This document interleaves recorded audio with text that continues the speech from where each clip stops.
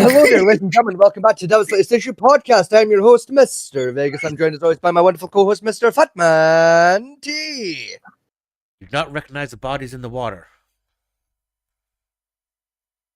Understandable. We are also joined by our other regular recurring co-host. It's the blue one himself. It's Echo. You do not recognize the bodies in the water. Aye. Good evening, ladies and gentlemen, and welcome to the Devil's Latest Issue Podcast. As usual, we're broadcasting live from in our studio. Well, our individual respective studios, that's pretty usual. There are currently in hidden locations across the UK and America. Yes. Try to find us, you bitches. I don't know about you, Fatman T, but I'm currently broadcasting live from a decommissioned missile silo. I'm chilling in Fort Knox. Why are you in that? Echo, A, you wish you had the clearance to even look at Fort Knox on a map, never mind get inside it, and B, why would you go to the third easiest to break into military installation on planet Earth? I don't know. There was only one those things I could think of off the top of my head. Like you realize you realize, right? Because for some reason a lot of Americans don't realize this. You do realize that in 2019, an SAS operative broke into Fort Knox with a paperclip and a mirror, yeah? Oh. Do you know how long it took him to do that, by the way? Do you know how long it took that SAS operative to break into Fort Knox with a paperclip and a mirror? 5 minutes. 25 minutes to get from the outer perimeter to the internal vault. You know, where Fort Knox keeps all of its gold. 25 minutes. For context, it takes someone with a map who's worked there for several years and has all the clearance codes 40 minutes to make the same journey. I'm going to get on with the news because some spicy news today. All right. Joy. Starting off with, right? 4 prisoners are still allowed after being mistakenly released from prison. Oh, for fuck's sake. Come on, you guys, get it together. So that brings it up to what? Fucking... That's 5. 7 now? Is it 7? Current reports, nearly over 12 prisoners have been released. We've actually captured most of them, but 4 are still at large. Oh, for fuck's sake. And 4 hours ago, they recaptured that Korean sex offender. And that. Of course, the career sex offender was one of them. Yeah. The one that was showed last night, one with that was part of that grooming gang from there. Yeah. They got him. Yeah. I'm going to go out on a limb here, and have a get. They're all sex offenders, aren't they? All 12 of them were sex offenders, weren't they? It doesn't say, but they're all from Wandsworth Prison. Yeah. So they probably were. Giving Willingsworth is 80% sex offenders. Yeah.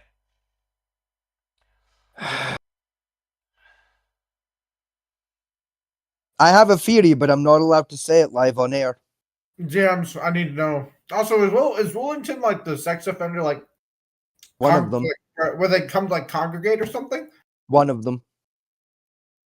It's one of the prisons where we put most of our sex offenders. It's basically Wandsworth split like Greg's Island. And that. Basically, it's sex offenders, pedophiles, and terrorists. Yeah. Okay. Although the count in the double digits. Scotty, can you DM me what your theory is? I'll DM it to you later. All right. We have trans activists argument collapses after several questions. No, that's more bullshit that way. What? Don't worry about it. It's just people just like the news questioning some of the trans activists about the new law that came into effect in England. Which one? The one that defines what a woman is. The one that we read live on air about a month back. Yeah, I remember it. Yeah. That was a particularly angry episode. Yep. Yeah. Now, the spicy bit of news I was on about, right? Over the past few months, a woman's been come forward saying she's Madeleine McCann. Right? Oh? Right. We don't have time to explain who Madeleine McCann is, Echo. Right? All And right. now she's been found guilty of harassment, because not. Basically. Just I'm assuming they've done a DNA test then, yeah? yes, done a DNA test, and again, she's Polish. By origin. Yeah. But she kept doing TikToks. Isn't the fucking isn't the dad of the McCann family Polish? No, he's British. British German. I'm sure I remember as being a thing. Like one of the McCann parents was Polish. No, it was assumed. Right? It was assumed that his heritage did link Polish, but it's German, not Polish. Ah. Like his great grandfather was like German or something. Oh, he's one of those British. Yeah. I see. He's one of those British in much the same way of like saying like, he's one of those NASA scientists. Yeah. I see. Yeah. And so basically for the past 6 months, she's been claiming that she's McCann, that she's safe, that basically her parents sold her off like every dark theory we've ever had about the McCann case. And she's basically brought court for harassment and perjury, and yeah, she's basically been found guilty of it all. I mean, valid. Yeah. I'll be honest, that's not that spicy. That's Yeah, I'm greatly disappointed. yeah, that happens like every 4 fucking years. Like that's like saying there's spicy news. It's a leap year. It's like it's like every 4 years. It's not a big deal, really. I looked up the case files. Jenny feels she's going to get put in a insanity plea. Speaking of leap years, said that she was fucking batshit. So just speaking of leap years, I found something really fucking cool recently. Oh boy. Do I have you guys like look at calendars very often? Sometimes. Well, you see, because February coming up, this February coming, is a really interesting calendar month. A really interesting calendar month. It's a really interesting calendar month because on a physical paper calendar, it is exactly 4 weeks in length. But on digital calendars, it's a little bit over. Yeah. Huh. The 4 weeks is 28 days. Yes. Which is a lunar cycle. Yeah, it is. Yes. Yeah. Like if you pull up on your computer right now, right, February 2026, right? Like what you'll see, right, is on your version, it's like Sunday through Saturday, right? Yes. Sunday through Saturday, right? So it's like it appears to be one shy of a perfect 4. But if you actually read it properly, it's actually one shy of a perfect 5.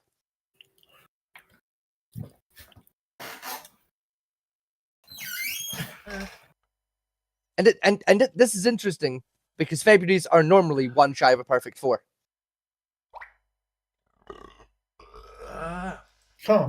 Februaries are almost always on a digital calendar one shy of exactly 4 weeks or 1 day over. And this is one of the very few rare years where it is bang on perfectly exactly 4 weeks, no more, no less. Like in terms of just the Sunday. That's cool. Whereas if you print out onto a paper calendar, it lines up perfectly to exactly what you think a calendar month would look like. Because another reason it looks weird is because on a physical calendar, Sunday is before the Monday. Whereas on a digital, it goes Monday through Sunday. Whereas on a physical, it's Sunday through Saturday. Right, okay. Which causes the misalignment, which fucks with your brain, causing you to miscount. It's one of those things, see, if you're a calendar nerd, you're with me right now. It's like, oh, that is really cool. And no one else gives a shit, though. But I find it really kind of cool. Because it combines, A, calendar math and B, human psychology and weird little tricks your brain does by accident. Yeah. As well as just, it's a neat formatting difference between physical and digital media that, a lot of people don't notice. It's several cool little things working together to make something really quite neat. Moving on to the next bit of news. Rachel Reeves back in hot seat yet again this week. Oh, God, what has she said now? What the fuck is that crazy bitch come out with now? Well, she came out with the idea of changing the car tax to like to per mile instead of a flat Yeah. rate.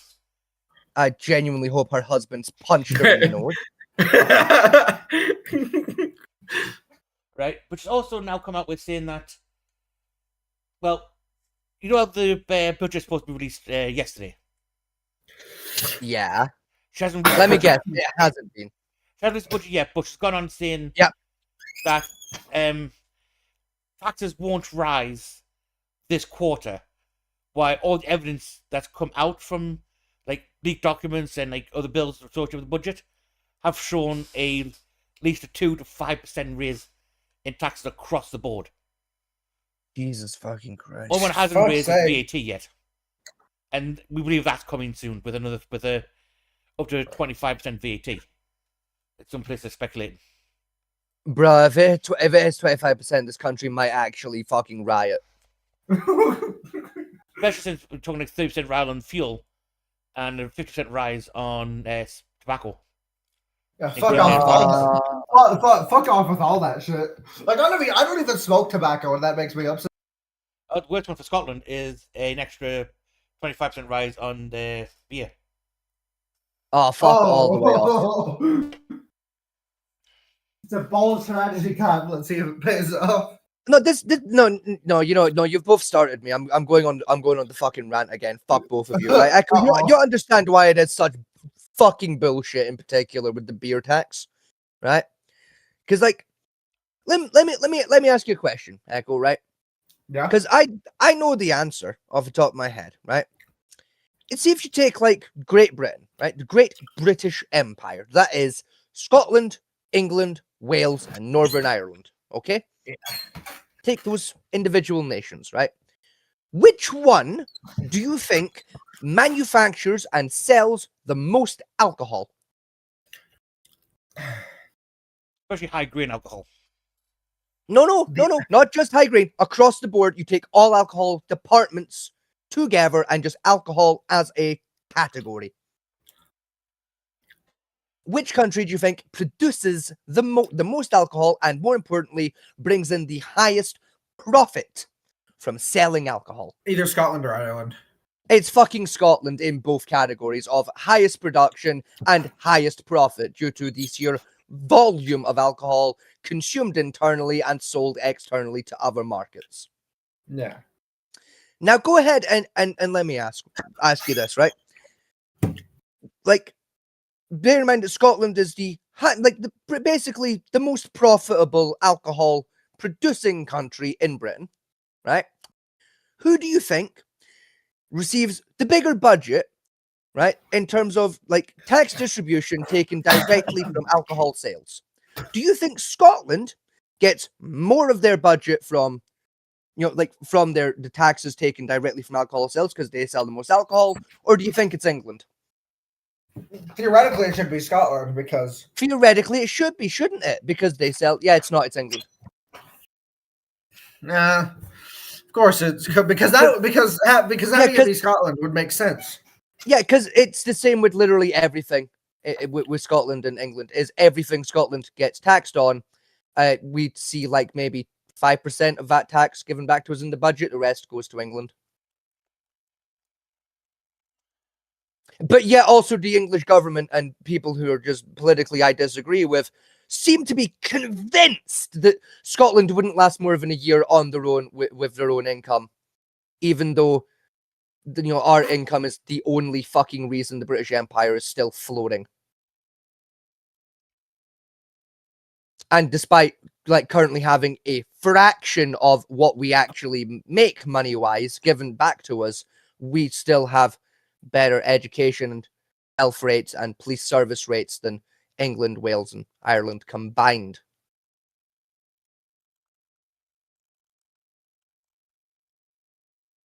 Welcome to being a Scottish citizen. That's fucking bullshit. It gets even worse, Echo. Right? How does it get worse? Right. It's been like this for over 1,000 years. What's that? Oh. The average pint you buy at the pub. About £3 Yeah. to £4, depending how bougie the pub is. Alright. The way our tax works on alcohol is you get charged what's called a set charge per unit. At the moment, it's something like 50p per unit. Now, the average Alright. pint of beer is 1 to 2 units. Again, depending on what you buy, Yeah. right? So half the price of your beer is taxed. The fuck? Yeah, half of the money you pay to drink a beer, it's just tax. That's bullshit. Yeah. That's actual bullshit. Also Yeah. applies to beer you buy from the shop. So you got the standard tax to pay on per unit. You also have VAT to pay on top of that as well. Yes, which is That's more such tax. bullshit. That's such bullshit. On fuel, right? You know much for fuel in England and Scotland, the actual wholesale price of petrol is 69 pence per litre. Right? And we're paying currently like £1.50 per litre. All the rest of that is taxed. The actual price of the petrol is about 69 pence, but you're paying £1.50 because the rest of that is tax. You're paying about 80p in just tax on petrol or gasoline. That goes up every year. I want to ask a question. I want to ask a question, but I don't know if. But I don't. No. I want to ask a question, but I don't know if I'm going to be able to get away with it because I don't know if what that would fall under. So I'm going to DM it to you, Scotty. Okay, well, you deem it to me. I'm going to make it even worse for you, right? I'm going to take it back to the alcohol tax for a second, right? Because it's so much worse than Fat Man T described it as someone that has looked at the books of a bar before when I was working at it.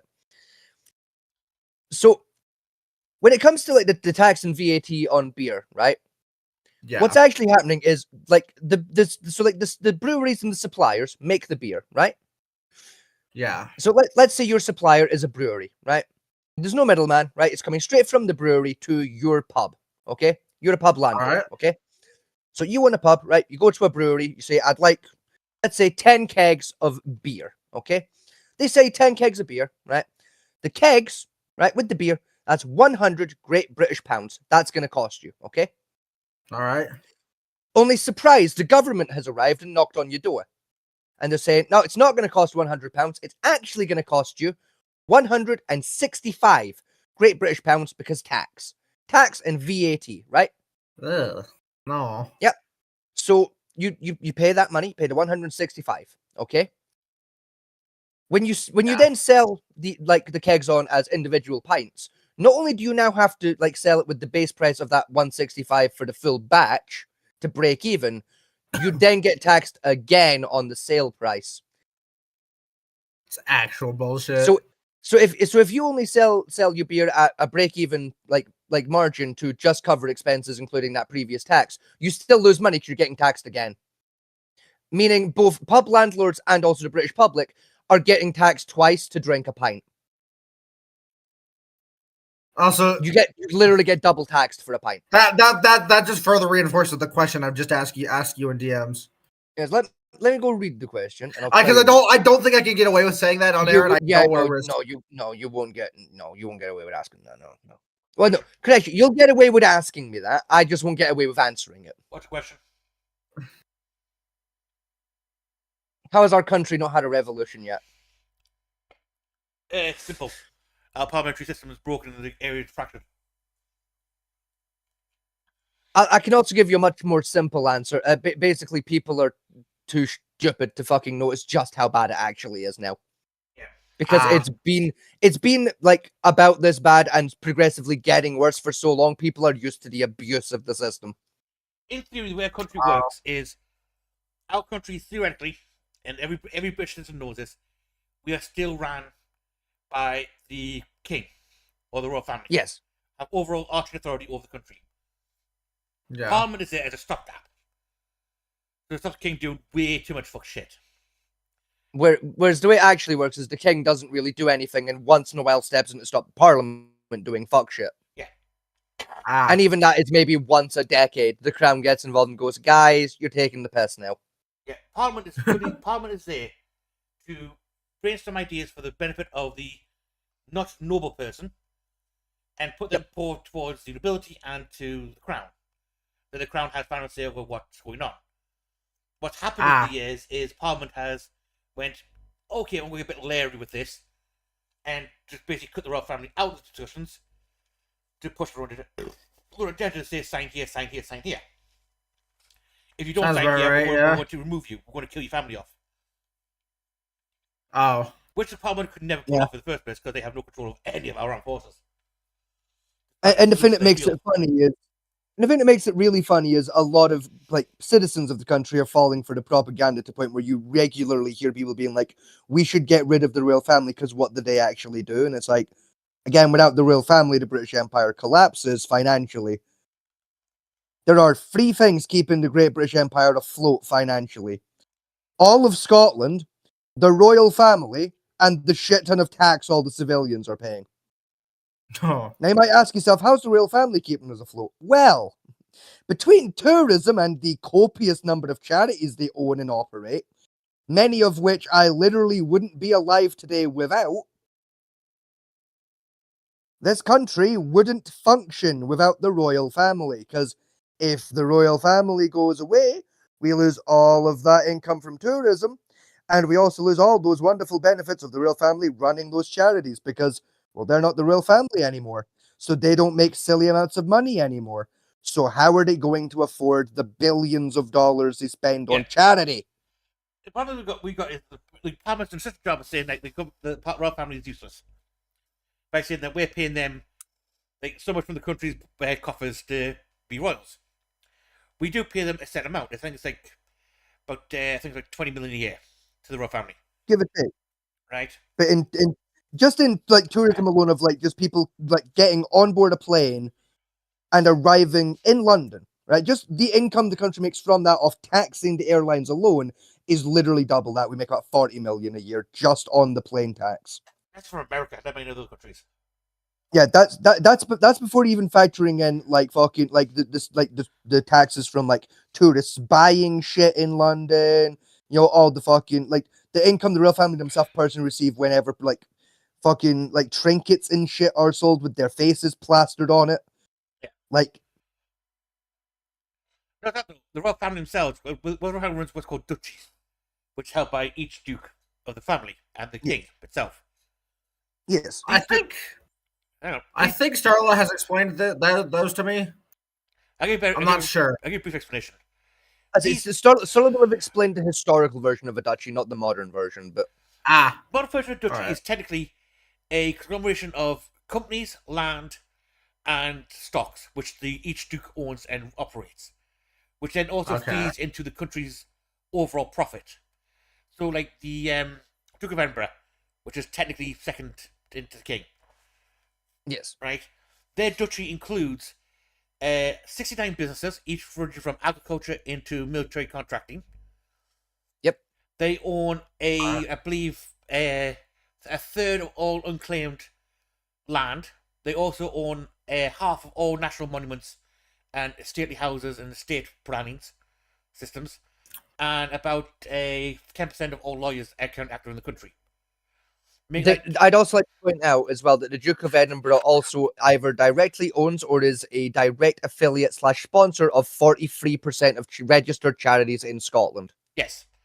Now, his entire duchy is worth approximately 69 billion, and he pays full tax on that duchy as well. So there's no tax dodging on the duchy. They pay the full whack of what tax they're supposed to be paying for it.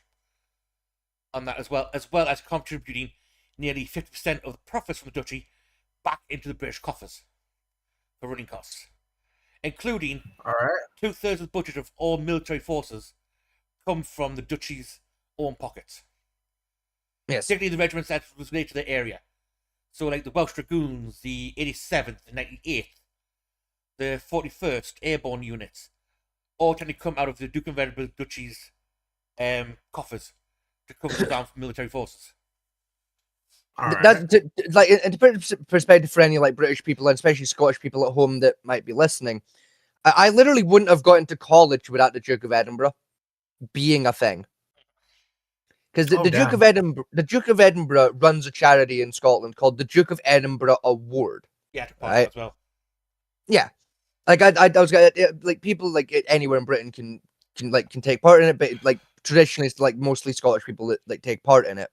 It's effectively like there's a handful of ways of doing it, but the traditional way of doing it is you basically do outdoor excursions. So you go on like camping trips, fucking rock climbing event, things like that. Is one way to do it. You record, like evidence of this excursion, the benefits it gave to you, the experience, learning, basically all of that fluff bollocks, right? You send it in, and you get a little certificate that says Duke of Edinburgh Award. That congratulations, you did a thing, and there's several levels behind it, right? I did the base Duke of Edinburgh Award itself, like the main Duke of Edinburgh Award. The Duke of Edinburgh Award, the same year I did that, then sponsored an event and gave out their own version of a certificate for an event we did called the Oscars, basic youth Oscars. They did that 2 years running. Took a year off, then have continued supporting that endeavor since. Through that particular program, I got their bronze level certificate, silver, and gold level certificates. I got all 3 in 2 years, which is a task that's supposed to take you 4 years to achieve because I'm built fucking different. I'm good at paperwork. And these 4 certificates on their own are the only reason I got into college the first time. Oh, wow. Because I got all 4 of those certificates before I turned 16. Without even if if I had one of those certificates, even if I only the Duke of Edinburgh, I was getting into college. Without one of those, I wasn't making it to college with my grades. If it was not for that charity, I would not have gotten. How bad were your grades? Dog shit. I got level 5 in English, level 5 in business management, level 3 in mathematics, level 3 chemistry, level 3 physics, level 4 biology, level 5 religious education, and I got an advanced higher for something else, but I don't remember what off the top of my head. It's been a few years. Basically, you got C's and D's for most of his education, with a few E's. Oh, I would say there was a couple E's in there. It was you didn't technically pass, but you passed just enough that we're gonna let it slide. You wrote his name in the paper correctly. Yeah, but most of these grades I've since managed to fix by again going to college. I went to college. I got my ICT. That was it was advanced higher ICT. I went to college, sorted out my ICT, I got my maths up to level 4 by doing college the first time around. The last time I went to college, I got ICT, English, and maths all up to advanced higher. Nice. Duke of Edinburgh also, I think, I done Duke of Edinburgh Award bronze, which means I had to take part in a charity for that one. Yeah. I actually ran a charity to get my part of that one done, which I ran a charity-based rock climbing club, taking kids of low income out onto rock climbing excursions, teach them how to rock climb, and leading actual climbs. Which is worse than it sounds. A lot worse when you've got kids who have backgrounds trying to teach them not to die on a rock face. Yeah. Yeah. As well as trying to keep them alive in the fucking moors of Yorkshire or the Highlands of Scotland, again with very minimum idea of the kids who I know what exactly outdoors looks like. Yeah. Rule 1: don't bring the emo kid. Yeah. Right. That's why I didn't get my bronze award. Now, Duke of Edinburgh also covers stuff like they have specialized grants to help young people get jobs or start their own businesses up. Yes. And that. Oh, nice. All this is paid by the royal family themselves. Oh, wow. Because one of the projects I worked with through youth work was for a project called the Youth Bank. Like a European organization. Maybe the royal family aren't as big a cunts as I thought they were. Yeah, they're genuinely not. like they're genuinely kind of important to like our country's continued well-being. Yeah. But no, I was doing this organization called the Youth Bank again when I was a volunteer with youth work. And like the Youth Bank, it's like this big European like organization, like it's like basically every country in Europe has it. And we were we were the second one, sorry, in Fife, which is the part of Scotland I'm from, like to open. We got the initial granting and like paperwork and that sorted out with the Youth Bank, and then we reached out to the Duke of Edinburgh Foundation that host the Duke of Edinburgh Awards and got them to fund us as well. And again, without them funding that, like we literally wouldn't have been able to help about half of the young people we got to help in the like while I was working there. So I did that for 4 years. And in those 4 years, we helped about 800 young people. And we helped them.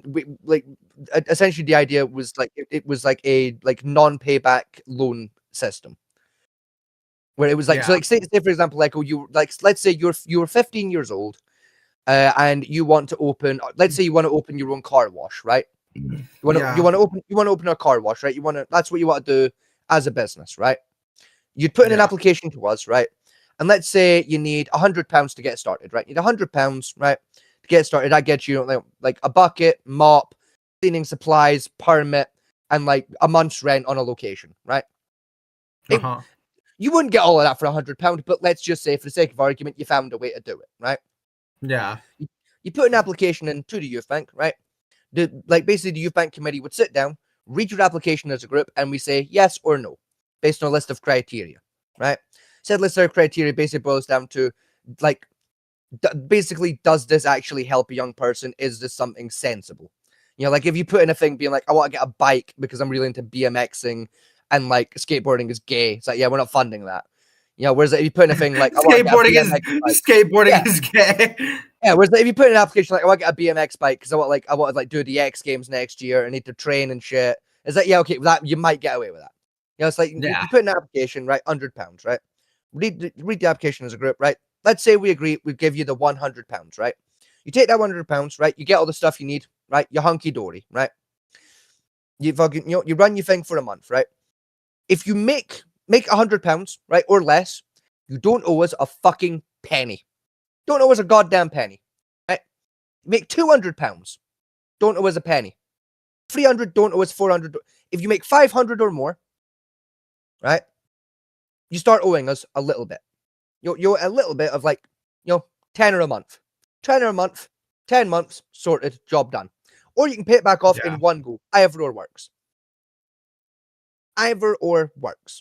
Right? That was the idea of the system, right? Again, we helped about 800 kids, right? That wasn't just business stuff. There was other things like we let slide as well here and there, but right? Over 800 kids we helped. Do you know how many kids we got to pay us back? How many?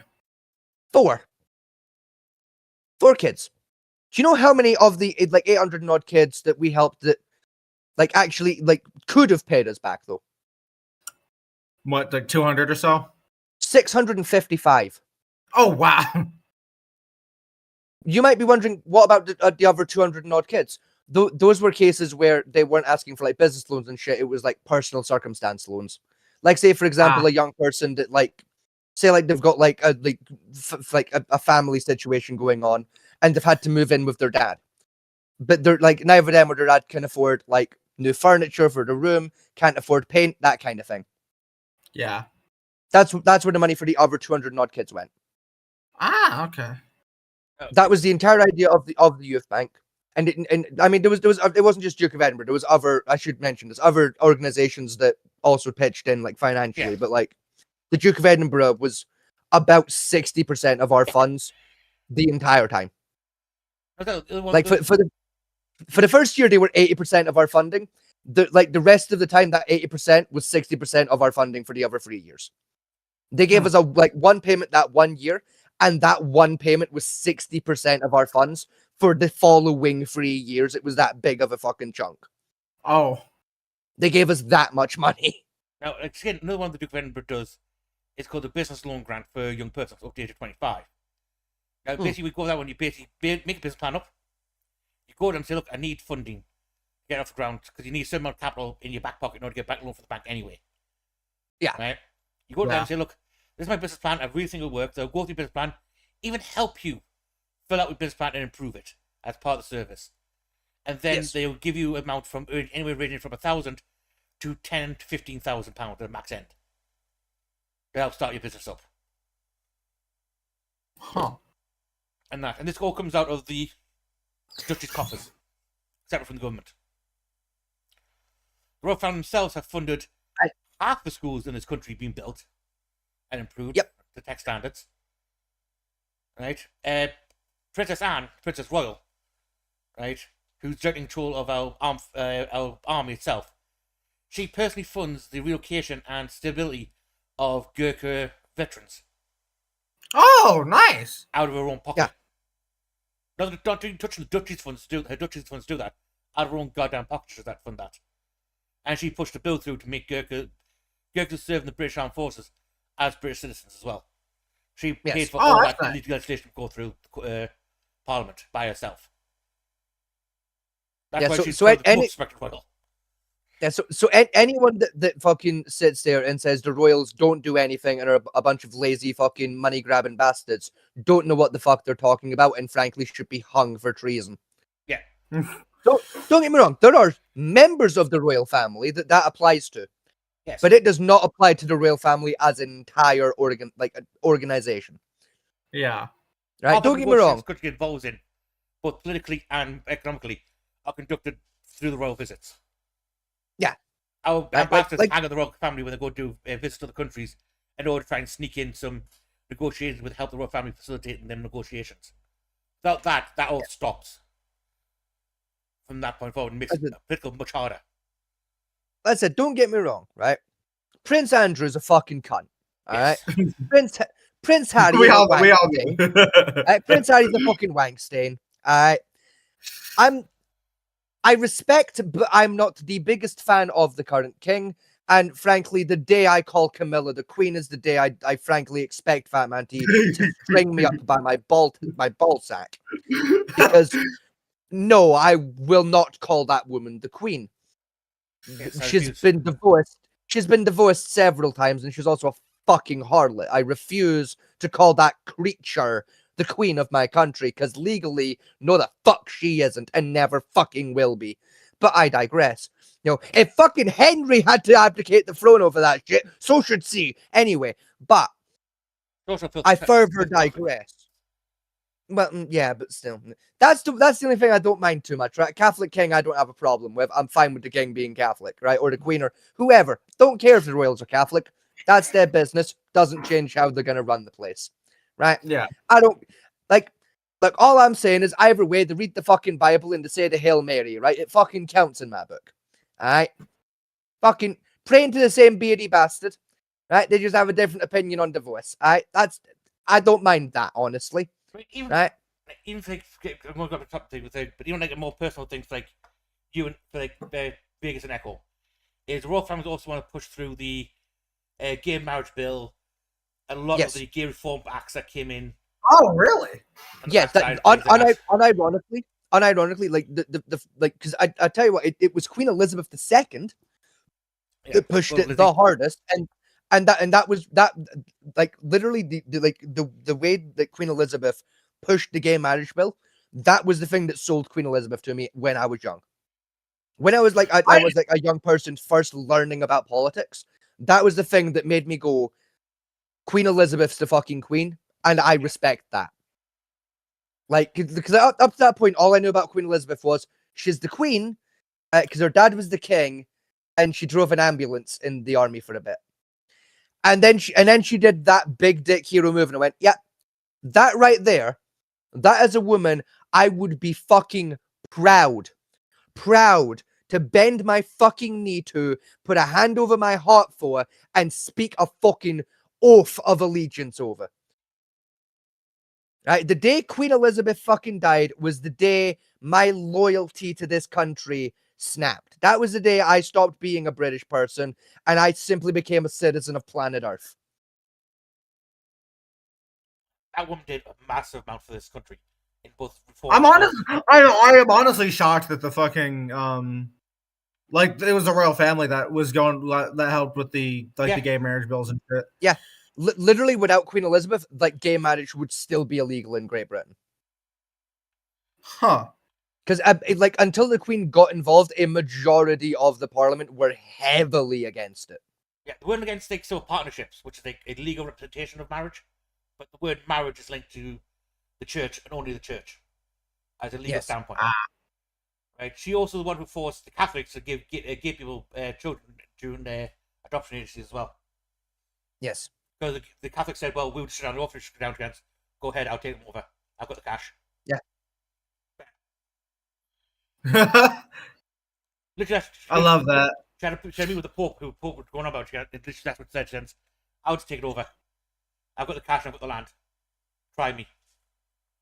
And do you know what's funny about that? What? Some of the orphanages did close, and guess who took them over literally within the hour? The Queen? Yeah. Yep. She paid above market price to buy the land of the church. Yeah. That's awesome.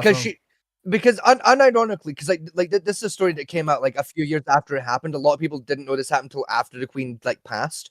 Yeah. Right? Is she heard through the grapevine through some of like her some of her less financially inclined advisors and staff that these orphanages were going to be closing within like a few days' time.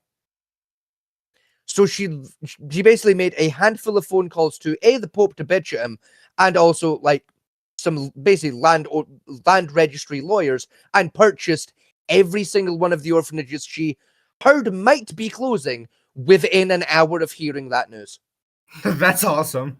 And handed over cash for funding for 10 years of operational costs. All of said orphanages to this day are still funded by the royal family and are still operational and have some of the highest Ofsted rates of orphanages in Britain.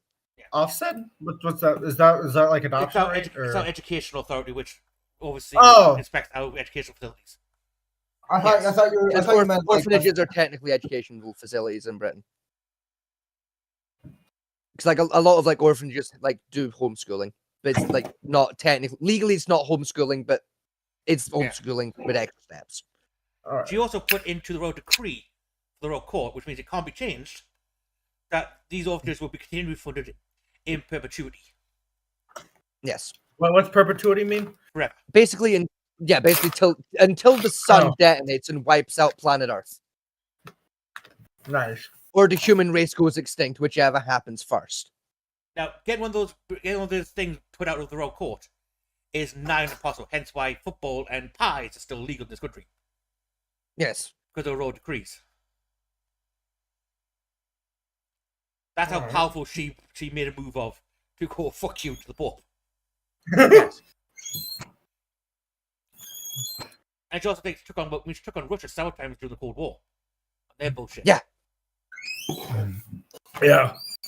As I had so much respect for Queen Elizabeth. I still, you can probably tell a little bit. It still makes me really quite sad that Queen Elizabeth is gone. Like I adored that woman. Like it's gonna sound so fucking stupid, right? Because I'm really fucking stupid, right? Like one of the biggest reasons, like it is still a little bit hurts for me that Queen Elizabeth died. It's because since I was like a little kid, like you remember like growing up, guys, right? You guys remember like growing up, right? You wanted to meet her and shake her hand, didn't you? I mean, a little bit, but like we get to that. It's like you guys remember like growing up, like there was like always like celebrities and shit growing up. Like everyone had that one famous motherfucker where you went, that's a good guy. That's a guy I wouldn't mind hanging out with for a couple of days. You know, even just getting a chance to you wanted to drink beers with the Queen, didn't you? It's Echo. I will be honest, right? To this day, right? Even though she's dead, to this day, I would be willing to crawl naked over broken glass and burning embers to shuck the cock of the last man to look her in the eye. Never mind communicate with her. Like that's how like big like how like that's how important the Queen was to me growing up. Like especially when I was a young young adult, like a teenager, when I was like 12, 13, 14, 15. Because like so much like that was around the age where I was getting into politics and starting to understand who the fucking royal family were and why they were such a big deal, and learning all the cool things that the Queen did and had done and was actively doing at the time, and like up until her death was still actively doing. And it filled me with a little bit of hope. It put that little emberous spark of this dog shit little island might just fucking get somewhere in the end. That's exactly right. When you think about it, with Queen Elizabeth particularly, right?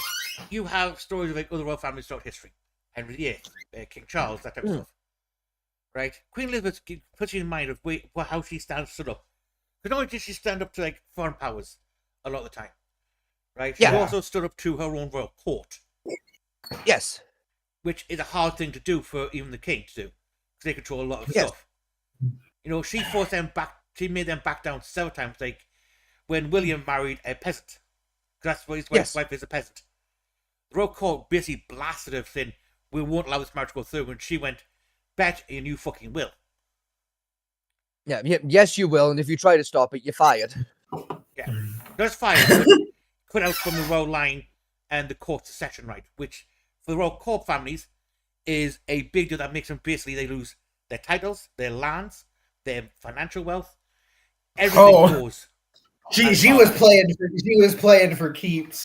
Oh yeah, legit, bro. Like she was ready to destroy the entire royal court of this one. Yeah, like this. Say what you will about the royal family, right? The one thing you like no one can say is that Queen Elizabeth was not a loyal motherfucker. That woman was loyal to this country. She was loyal to that fucking crown, and she was loyal to her people. Yeah. Like, it didn't matter if you were staff or family. She was batting in your fucking corner against any motherfucker. It did not matter. Right? Even down to, like say, she always put in mind, like, the old kings of York from legend, like King Arthur and that type of stuff. Always put out for people above beyond. But one thing that always got me my most respect. Like, I grew up in a mining town. My family's are miners and military personnel. Right? Going back to my grandfather's era. During the miners' strike, the Queen personally couldn't do anything with the government with the unions and stuff. That was down to Parliament to sort out, and she couldn't technically interfere with that one. Yeah. What she did do, in order to stop the miners from starving, she dug into her own pockets and used her what's called reserve military connections of the Scotch Guard to drive out food trucks to the miners' sections to hand out free food to the miners, so the families didn't starve. That's awesome. Yeah. And she did that behind the government's back, and the government tried to stop it several times from doing this. Yeah. And each single time she told them to go and suck lemons. Yeah, because the subject once, because she used civilian contractors. She goes, okay then, stop this. And then she switched to the Scotch Guard. And told them to carry rifles on board the trucks. And if anyone tries to stop them, to kill them dead. Shoot them like the fucking peasants they are, said the Queen. Yeah, essentially, it's a royal decree. You will follow this order to fruition. And for the Scotch Guard, if they get a royal order, nothing supersedes that royal order. Yeah, good soldiers follow orders. Like this is the thing, Echo. Right, with the Scotch Guard, right? Like quite literally, a nuclear bomb could be 6 seconds from detonating. And if a royal decree comes through at that moment, they are abandoning that nuclear bomb to go fill out that royal decree. Oh. Like, that's how much pull the Queen had over the Scotch Guard. Is it like those zealots, like military, like the Muslim and the zealot leaders and followers? They got nothing on the Scotch Guard when the royal decree comes down. Yeah, no. Do you know genuinely there is only one thing that can overrule a royal decree for the Scotch Guards, and do you know what that is? What? A direct and immediate threat to the Queen's own life. Oh. I don't mean like, oh, there's someone nearby the Queen that like has just said I'm gonna shoot the Queen. No. A man is pointing a weapon that is loaded at the Queen. The Queen is about to be killed. That is the only thing that could supersede a royal decree for the Scotch Guard, and even then, it could only overrule that royal decree if the Scotch Guard were in a position to stop it from happening. Yeah. You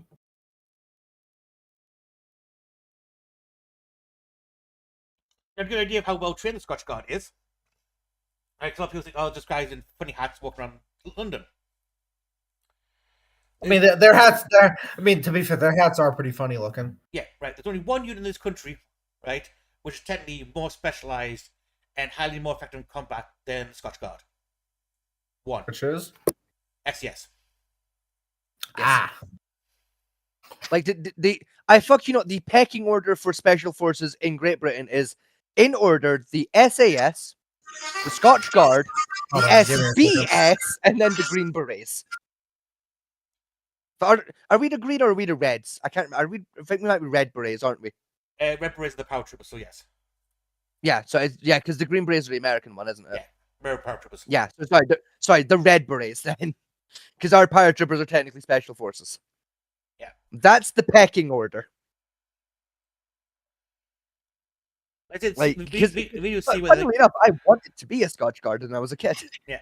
And they say when you see the videos of like the Scotch Guard cavalry charge with and a kid getting almost stomped on. Yeah. There's nothing stops the Scotch Guard. Nothing stops the Scotch Guard. Yeah, beep, motherfucker, get out of the way. Yeah, and that's an imperative military decree. Because if you, as a military, if a child's in the way and you've got to protect the Queen or follow the decree, and there's a child in the way and you stuff that child. Yeah, fuck that child. Not that way. Wait a minute, hold on. You know what I mean? It's one of those decrees where questioning the orders come down to you could very well be the fate of the country itself. Yes. Yeah. Like something that's like really cool with the Scotch Guard, and like just going back to like the royal decree order thing, right? Is there's a really cool thing that happened back in, I believe it was. I might be wrong with the exact year, so don't quote me on the year, right? But if memory serves, I think it was 1668 it happened here in Britain, where the Scotch Guard were given a royal decree order, where I don't remember the exact wording of the order, but it was essentially to go and deal with. If memory serves, I think there was like a small riot outbreak had happened on I think it was like the outskirts of London, that had gotten like a bit out of control, and the Scotch Guard were the only military unit like in London at the time for some unknown reason that I don't remember. They were given the royal decree to go and deal with said incident, right? So the Scotch Guard began making their way, right, like from Buckingham Palace. At which point, they unironically noticed a musket sniper in a window taking aim at the royal bedchamber. So they went to go and deal with that. At which point, I believe it was King George at the time, poked his head out of a random fucking one of the guard booths and said, "Don't worry about that, lads. That's just my mate Jeremy. Go deal with the riot. Your royal decree is now to disregard my safety and deal with the riots." Yeah. At which point a musket shot rang out and a musket ball proceeded to land 4 feet from the king. I can remember that one history because Scotch Guard then proceeded to turn around and follow the exact wording of their orders and go deal with the riot, while King George allegedly drew a pistol from his jacket and shot the sniper dead. Yeah. A 50-yard shot with a flintlock pistol. It's just like he just sat there doing he just does quick calculations. If I shoot about there. Yeah, legit, just fucking eyeballed that bitch and headshotted a sniper. Also, what's interesting about the royal family, right? Again, for sure, level service they do, right? Each member of the royal family who's in direct succession line to the throne or in a position of taking over dukedom, right, must participate in a branch of the military. Not just like an honorary role, like, oh, you're now captain because you're royal. They go from basic, right, and they must make at least a command role with authority over a platoon. They've got to make at least captain. in any of the armed forces they choose to participate in. Such a point is Prince Charles, King Charles. He became technically a Admiral of the Sea in control of his own battleship for 10 years and participated in several conflicts, including the Falklands War as ship captain.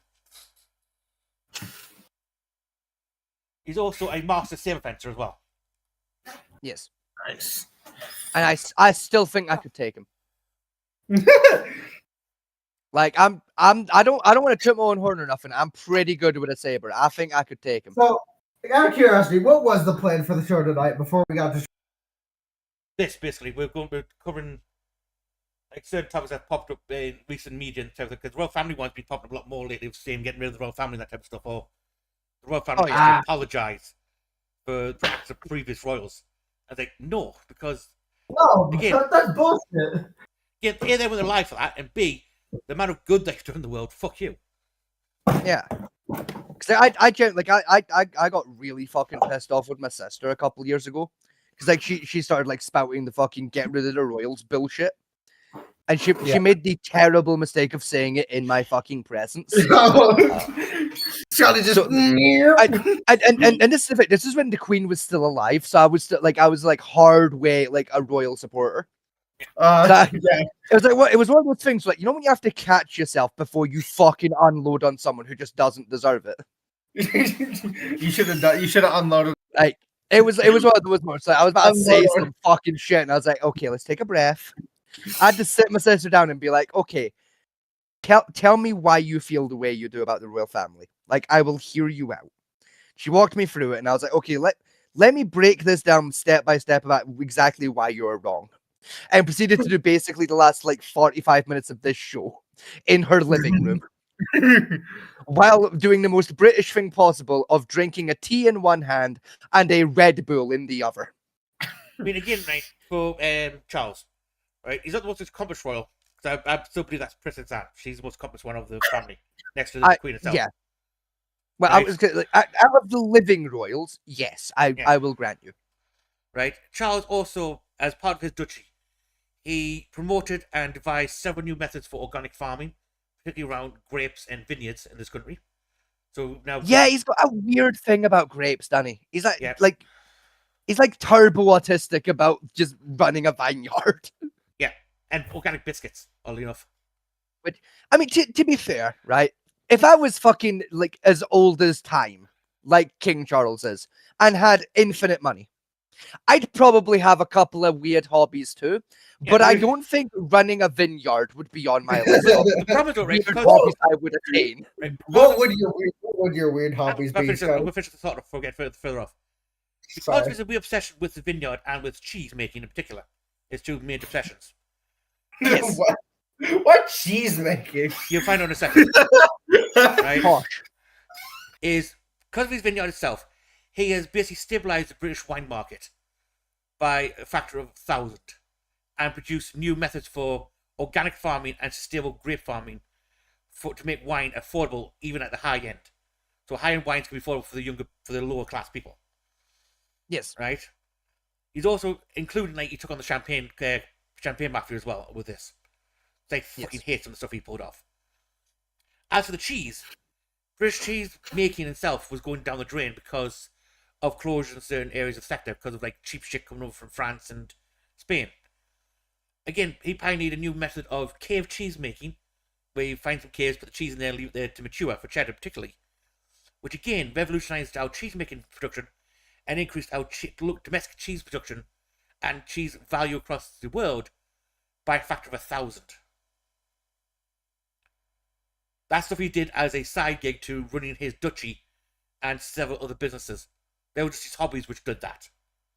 He also makes organic biscuits, as you mentioned, as a side hobby. His organic business hobby. Those are some weird side hobby. But the organic business one created new strains of sustainable wheat and oats, which are disease-resistant and can grow in harsher climates, with less water needed for the average crop production and failure rate. Basically, man is an amateur botanist and baker on the side. Just his hobbies now. He does botany and baking for a laugh. Yeah, but he sells his royal cheese and wine. It goes for a premium, but that money goes back into money he takes back is the only production costs, and the rest of the profits go back into charity foundations such as Natural Trust, the Wildlife Protection Act, the Sustainable Farming Act. All that comes from his profits he makes from his vineyard, biscuits, and cheese making facilities. Huh. But to answer your earlier question of what my weird hobbies would be if I had that kind of money and spare time, I'd just build like sailing ships. Yeah, ironically, I would do so. They'll bring back like old methods of like agriculture. And, I would bring back like blacksmithing property in this country. Oh no, I'd honestly, I would build a big fuck off shed somewhere in a field, and I'd just build like frigates and galleons just for a laugh. Yeah, you'd be Gibbs, would you? Like, I would literally like I appreciate the NCIS reference. Thank you for tickling my inner child like that. Like, I would unironically, I would do a Gibbs. I would just build frigates in my basement. Yeah. I love one episode that was like when the family's pet gets shot at and Abby's on the boat guns. Don't worry, folks. I'll take this boat apart gently, and I'll figure out the greatest mystery of all. Who shot it? No. How the fuck Gibbs got out of his basement? Because it's a running thing in the show NCIS that Gibbs is just building various boats in his basement. Yeah, like it's like every episode. Yeah, it's like every episode. Like you will go into Gibbs's like basement at least once, and he's just halfway through building a fucking boat. And like he'll just be there, just like building a boat, and like Donoso or some dickhead he fucking hates will just like come in and be like, "Hey, you ever gonna explain the boats?" No, I'm not explaining the boat. Fuck off. Yeah. And then he builds the boat, and then like 2 episodes later, he started building a new boat, and the previous boat has mysteriously vanished from his basement. Yeah. And it's been like a running conspiracy theory in the fandom of how the fuck is Gibbs getting the boats out of his basement though? He built 5 to the point where the showrunners made it a joke in the show for one episode where they get on one of his boats and it's like, we're gonna figure out how he got out. And do you know what happens by the end of the episode? What? They still don't know how they got it out of it. It is never answered in the entire show, and this show has been on the air for about fucking 15 years. The boat thing was like one of those like episodes subplot. Yeah, the best theory we have as a fan is he built the general frame of the boat, then cut into pieces, dismantled it, and rebuilt it outside somewhere else. But Gibbs himself said he didn't do that. He built the hull completely in the basement, and then removed it as a one piece. And this is the thing, we also know that he's definitely not doing that. Because another theory I heard is he builds the frame indoors, then like basically wheels the frame out, and then like basically assembles like the chassis, like the rest of the chassis around the frame. Yeah. Like basically doing the paneling. And we know that that's not true either, because there are several episodes where you can see him in the basement applying the paneling to the ship. Yeah. So that's not it either. One theory was he has one of the walls of his basement falls down and he pulls out that way. But again, given with the show's house where it's at, that's impossible to pull off. Yeah. Because it's just like a suburb. Yeah. It's just a normal white picket suburb house. The kind of house that's got the basement only just big enough to build a boat inside of. Yeah. Not get it out of there. Again, these aren't small boats. You're talking 35, 55 footers. With day cab and like double levels. Now let me like have you watched NCIS? Have you seen? Yeah, I used to watch that shit all the time with my grandma. Right. Fucking loved it. Right. I fucking loved Gibbs. Right. Well, given all the information you've just heard about Gibbs, right? Yeah. Right. Like with his boat building, right? Go ahead and like I want to see if you remember what was Gibbs's job before he joined NCIS. He was. I know he was a Marine, if I remember correctly. Yes. So close. What did you say, Fat Man T said yes, but it's slightly incorrect. Well, he was attached to the Marines as part of a separate unit, which is still part of the Marines itself. Wasn't he briefly? Wasn't he a sniper or some sort of marksman? If I remember, he was a Navy SEAL sniper. Right. He was a sniper for the Navy SEALs. Was it SEAL Team 6, or did they never say what? The dedicated sniper detachment of the Navy SEAls. Oh, okay. basically, if the Navy SEALs need a sniper, they go, I'll take him. Yeah, I'll take that type of thing. Yes. But you know what his rank was before he joined NCIS?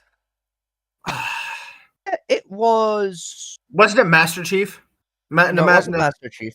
It was. Was it Lieutenant? I want to say it was Lieutenant. I feel like it was Colonel. Nope, Master of Arms. Was it Master of Arms? I remember it being Lieutenant Joshua Gibbs, but no, Master of Arms. Because remember, you never. Wait a minute, Joshua is not a name, Brain. Do you mean Joshua Gibbs? Yeah, I was gonna say Joshua isn't a fucking name. Because technically, what the fuck is a Joshua? Technically, he was classified as unenlisted. So the highest rank you'd achieve would be Master of Arms because he wasn't part of a ship deal. So you could get Master Chief.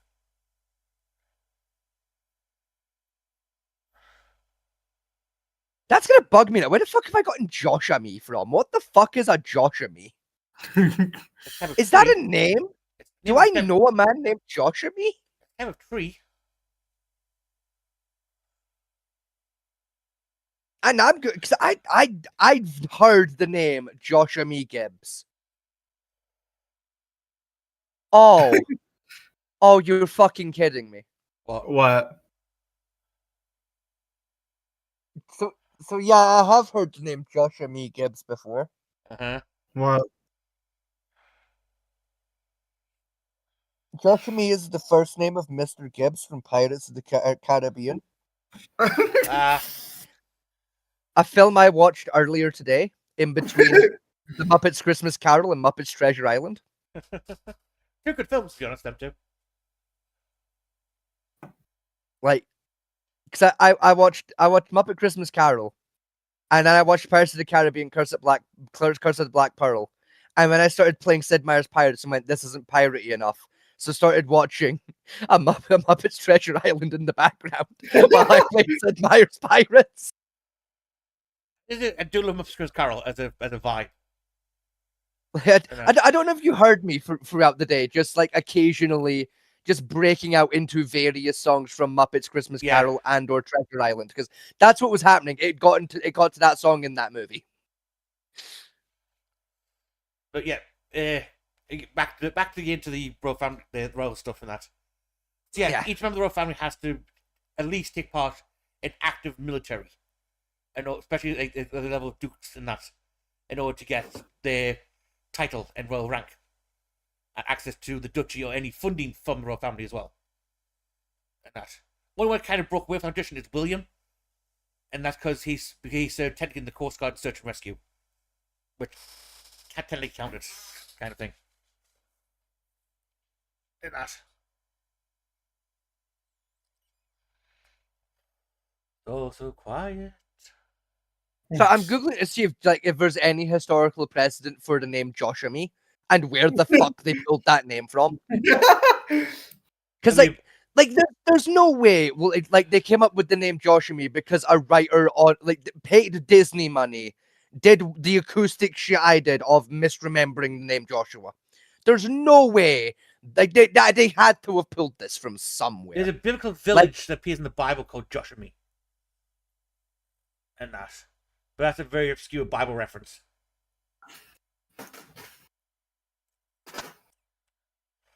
It was one of the small villages that Jesus passed through when he was on his way to.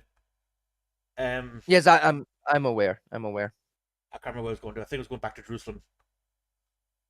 Bethlehem, but yes. Close enough. Do you know the meaning of the name? No, I fucking don't. Thanks for asking. I'm on your website because I don't know anything about the name Joshua. That's why I'm here. Go on, what's it say then? I don't know. That doesn't say anything. It's asking for money. No. It's asking me for the answer, which defeats the point of me being here. Anyway, moving on to a slightly different topic. This is one me and Vegas discussed late last night as we're eating pasta. Yes. Right, because it's quite something that's popping up with me. Again, it's more for you younger folks rather than my old ass. Right? The question popped up: should you be fired for your social media content? Depends on your job, honestly. At least in my opinion. Oh my god! I found the answer, lads. Hey. I found the answer and I fucking hate it. Okay. Joshua Me Gibbs is called Joshua Me Gibbs because it is a portmanteau of his parents' names. Joshua and Philomena. Joshua and Jamie.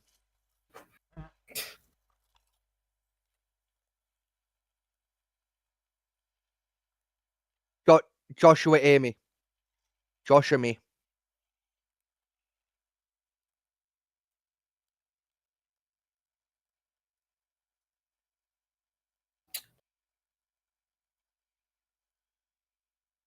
It's happened. I have found my new least favorite way of deciding a child's name. Portmanteau. Portmanteauing. It's happened. We've finally found the single worst possible way to decide your kid's name. That's worse than getting a fucking bag of Scrabble boards out and throwing letters at a wall. That would give you a better name than portmanteauing your fucking names together. I think the worst one is I hate this. For video game references. Nah, because like some of them are kind of neat. Yeah, apart from that, like family that named the kid Dover King. I spelled it in the now, to be fair, that one I don't mind as much. To be fair, that one was kind of a vibe. It's like Robin Williams, like he named his daughter Zelda because he was like really into like Legend of Zelda games. It's like that makes sense. I don't mind that too much. Like fair enough. Like yeah, that works for himself. But the problem is, though, like I say, everyone got confused me about how you look for Zelda. Like about the game of your daughter. Which one? Don't worry about it. No, don't worry about it. Like I'd prefer that. Like, yeah, like if I ever had kids, I'd probably name one of my kids after like an obscure video game reference that means something to me. Yeah, fair enough. So yeah, back to the main point. One of the topics. Yeah, your social media and your job. Again, I think it depends on like what your job is, whether you should like lose your job over like what you post on social media. For me, it depends on what you post. For me, it depends very much on what you post. I mean, yeah, that's also fair. The problem I've got is, right, those people say that you should have a separation between your work and your private life, and now the two should meet. Most companies have that view, like, don't bring your personal shit into the workplace, and don't take your personal workplace shit home.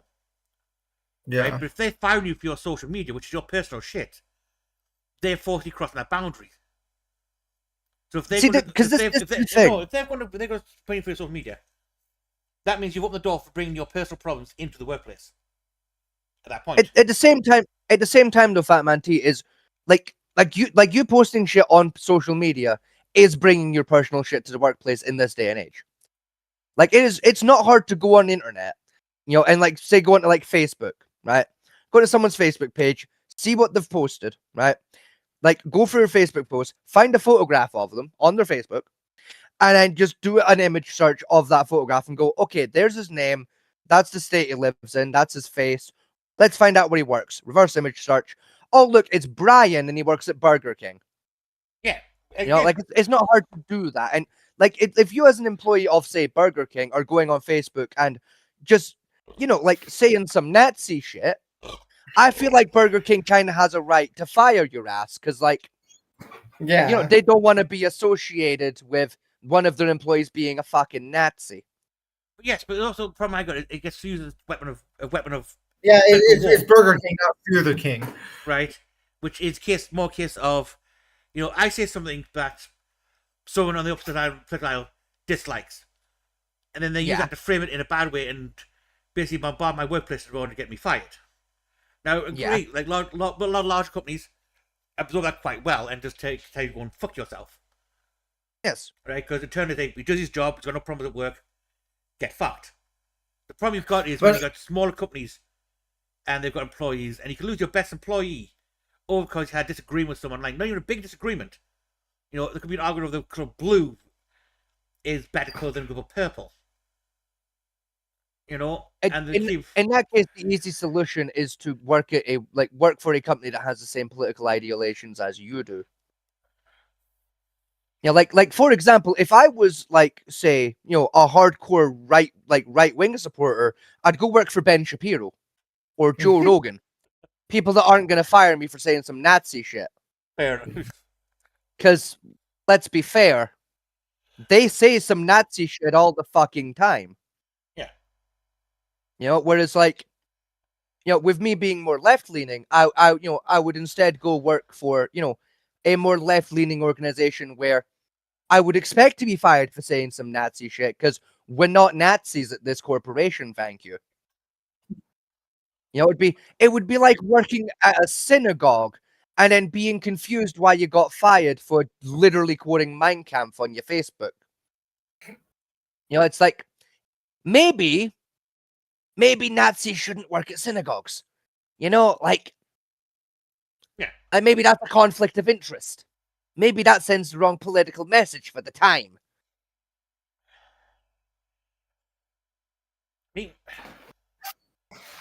Maybe certain niche jobs, say working for a synagogue, or work for a very niche industry area that deals in certain areas. Yes, I can see that point, but for general workplace of say working in fast food or working in a fucking a bank number 7. Yeah. It shouldn't really matter what your social media posts are. It has nothing to do with your job, technically. I guess it does, because it can reflect poorly on your company. Yeah, but unless you're bringing those views into the company space itself and using that as the basis of your company or your policy for how you interact in your company. Let's say you're banking and you are slightly racist, right? If you use your personal views to deny, the person you're race against bank loans or something like that, then yes, I can see it as a point of contention. Yeah. But if you have those views, you still do your job perfectly fully and by the book, then your social media should not give a shit about, because you're still. It can still have a business effect on your workplace. Because hypothetically, let's say I was a Nazi, right, and I was looking for a new bank to go and do business with. Yeah. What bank is a Nazi gonna pick? The bank where all of their employees are saying anti-Nazi stuff, or the bank that has a single employee who's Facebook is full of Nazi propaganda? I'm picking the one with the bank that still has the Nazi employee, because clearly that bank doesn't have a problem with Nazis. If one Nazi turns up to the bank and gets to do business, guess what that Nazi is going to do? He's going to go tell all his other Nazi friends, hey, this bank's chill. Now there's 5 Nazis. Now there's 20. Yeah. Now there's 50 Nazis in the front lobby of the bank. Yeah. The people that aren't Nazis aren't going to be too comfortable banking with fucking Nazis, are they? The problem is, though, right, technically, firing somebody for social media, technically, especially in America, technically goes against the Constitution, especially the First Amendment. And it's still not technically. Technically, all the Constitution says is that you have the right to say what you want. It does not say that you get to say what you want without consequence. Yeah, you have freedom of speech, not freedom of consequence. Yes, but denying you, they're firing you if you've done no cause to be fired at work, right? All your work is perfectly fine, and all they have on you is you can put some slightly Nazi rhetoric on your Facebook now and again, and they fire you for that. That technically does give you a civil rights thing on it. Nope, because again, all the Constitution says is you are allowed to say that. What it does not say is that you're allowed to say that and keep your job. Just says you are more than within your rights to have those words leave your mouth. You are legally allowed to say that shit and not go to jail. It does not say that you're not going to get fired for saying it. Yes, but you point to me where in the Constitution it says you get to say Nazi shit and keep your job. Technically, it's under the Fourth and Fifth Amendment. On that one, I disagree. All it says is you get to say some shit. Don't say you're free of consequences for saying that shit. Yep. Then comes the thing. Then it falls down to your individual state, because, like, say, certain states such as New York is at-will employment, which is at the mercy of your employer. But then you got other ones like Texas and California, which is core state employment, which means technically your employer has to have a cause related to your work performance to fire you. Now, if they fire you for your social media, that's not a work cause issue unless you've done something which links your social media to cause your firing. Like, one of the even then, people take like videos of TikTok at work, right? That's even then, dog shit idea to do, and yes, that's technically a fireable offence. Yeah, it's just. But if you're having a political discussion online, and then get fired for your political discussion, even though that political discussion hasn't affected your work in those areas. I've already explained like how and why it does actually affect your work, but also even then, if I do own a business in one of those states where I do have to have a work like place reason to fire them, no the fuck I don't, because what they gonna do about it? That essentially sue you and get your business shut down completely. Oh no, they're gonna sue me. I'll pay a fine then. Okay, I'll pay the fine. No, it's not fine. You get your whole business taken off you and shut down. Yeah, they shut the business down if I can't pay the fine. I'll pay the fucking fine. Like, I would like if I was running a business, I would genuinely rather pay $5 million in fines and legal expenses than have a Nazi work for me for 5 minutes. I would rather pay the $5 million. I do not care. Shut the business down if you must. I'll go open it in a sensible fucking state. I don't care. Genuinely. Right, if I was an employer and I had an employee put some Nazi shit on fucking Facebook, Twitter, whatever, I'm paying the fine and I'm sacking their ass. Get the fuck out of my establishment. Yeah. I don't care if you're an employee, a customer, whatever the case may be. You post that shit, you do not enter my workplace. Plain and simple. I do not do fucking business with Nazis. The problem,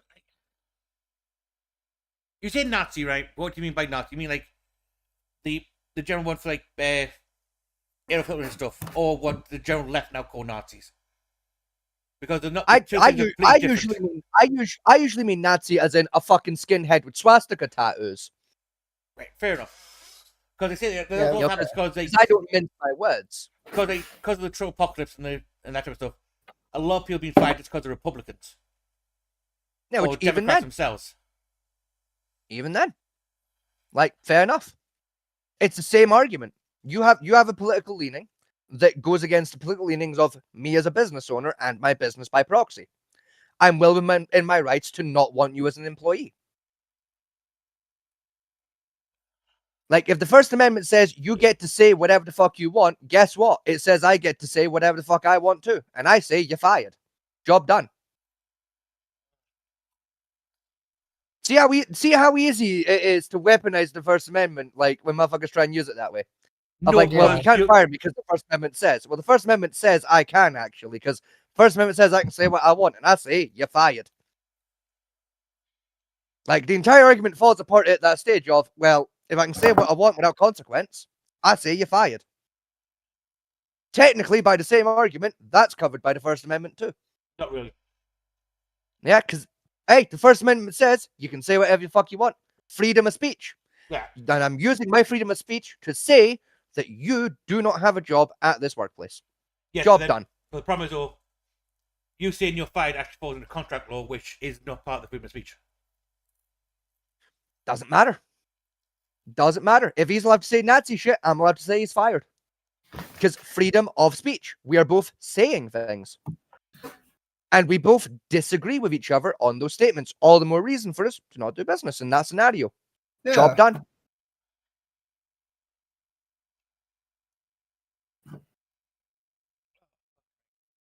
Like, because like this, I know, like, I know you want to have like the discussion like from like the legal precedent point of view. Fuck that, the law's wrong. Any fucking like state where it's like, oh no, you must have a workplace only reason to fire a motherfucker. No, fuck off. Right, my workplace reason is you're wrong. It's not wrong with that. So that's fine. Yes, the fuck it is. It fucking isn't, because if that was the case, right, you could go in your plan and say, oh, Janet's now wearing a blue blazer. I don't like blue blazer. Get the fuck out of my business. You're not working here again just because she's wearing a blue blazer. Or she gets pregnant, right? Get out. She's now pregnant. I don't want you in my business. Right? Yeah. If you've got a legitimate illegal point of view. Yeah, and again, if you've got a legitimate reason behind those discriminations, fair enough. And what would the legitimate reason be for that behind them ones? Come on. Try to defend that one. Well, I'll give you a fucking perfect one for pregnancy in particular then, Fat Monkey, right? Let's say, for fucking example, right? Let's say I run an arsenic factory. I'm not letting a pregnant woman work my fucking arsenic factory. Because that's not safe for her. That is not safe for her unborn fucking child. And that is not safe for my business. And now, am I necessarily going to fire her personally? No, I'm probably just going to put her on sabbatical. I was about to say, like, but that's what maternity leave is for. At the same fucking time, though, if an employer did choose to fire them in that scenario, fair fucking play. I could understand why. Right? Like, there are legitimate reasons behind some of the, like, the Blue Blazer one, right? Yeah, I'm with you. It would be fucking retarded, right? I do agree there should be some lines here and there. But I argue that a political difference in opinion between an employer / the company and an employee is a legitimate reason to say, fuck you, you will not work here ever again. No, because that's business tyranny. I don't give a fuck. Plain and simple, I don't give. All of business is business tyranny, my gamer. Right? The employee does 98% of the fucking work and receives 1% of the profits. If employers can fuck you that way, they can fuck you every other way. Thank you very much. No, sorry, Ray, because the business owner puts the risk of the money in. You as an employee, if the business fails, you're free and clear. You're getting the job. If the business owner business fails, he is fucked financially. Correct, but at the same time, he's taking the bigger risk over you. No, let me finish. At the same time, though, right, while the business is operating, if a bit of equipment goes bang, who loses their leg? It's not the fucking business owner, is it? Yeah, but he's still in the hook for that. Contractor installs an oven wrong. Who loses their leg and never works again? It's not the guy that owns the building. It's the guy that was working in it. And he's liable for your injury, which he has to pay for. Still. Yeah. Like he has to pay for my leg. Whoop-de-doo. I still never walk again. He gets to keep walking and running his business and making money. I don't make another fucking cent the rest of my life because I lost my leg. I can't. I mean, not necessarily. Depending on get a prosthetic or something. Granted, it did take a while to relearn how to walk. You know. Right, sake of argument, Echo, right? My leg got fucked up so badly in that explosion, they cannot make a prosthetic that will fit the leg. Right? How the fuck have you managed that? I don't know, because I'm not a fucking prosthetics engineer, right? I don't fucking know. But for the sake of argument, it happened, right? Let's say I get $1 million, right? Got $1 million damages because my leg's fucked. I'll never walk again, right? Fucked up my spine or something, right? $1 million. Yeah. I'm 23. How long is $1 million really going to last me? That's fair. Like, that's me covered for what? 10? Maybe 15 years? What am I doing after that? What am I doing when I turn 40? What am I doing when I turn 45, 50, 60? Can't walk. Can't fucking walk. Can't walk, can't work. Can't make money. Guy that owns the fucking factory, however, oh, he's fine. He can still walk, still run his business, still make money. Replaced me in 2 days flat. He's fine. I'm fucked. So hang on, your basic argument is you get injured on the job, which you say the contract's in. You get paid based on like how dangerous the job is, and you accept that wage, right? For that job line. You already know what the dangerous could be, and you get paid according to what you're negotiating agreed on, right? Right. He's also paid out for your injury, which is caused. Yep.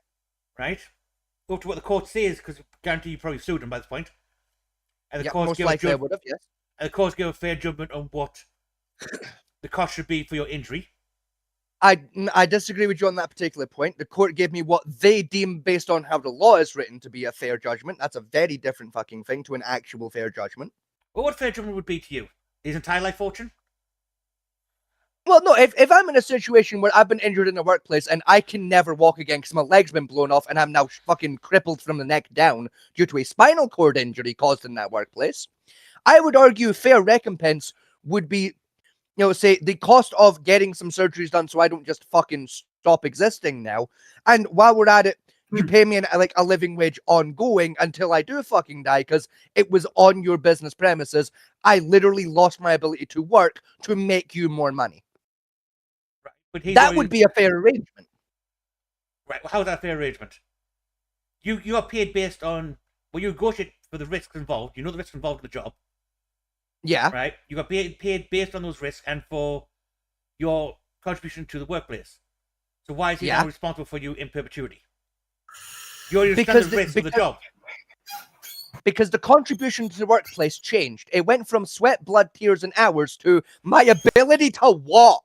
Yes, you know the risk when you took the job. Yes, a negligible risk, right? Yeah, that's still negligible risk. Well, gambling. Look at it this way. Look at it this way. No. Look at it this way, right? If you join it with the fucking army, right? You join the army at 18, you get your legs blown off at 19. You're still getting a fucking retirement fund. You're still covered. No, you're Gucci. No, you're retirement. You don't feel your full contract. You don't get the retirement benefits. You get the VA benefits. You do it. The disability benefits. You don't get the retirement. No. Actually, you do get your retirement benefits if you were discharged for a medical purpose caused during a deployment. If you have both your fucking legs blown off by a roadside IED in Fallujah, you still get your pension. Actually. Yes, that's true in America and Britain. That's part of your contract you sign with the military. Correct. That benefit. And what I'm saying is that shouldn't just be military contract. That should be contract law.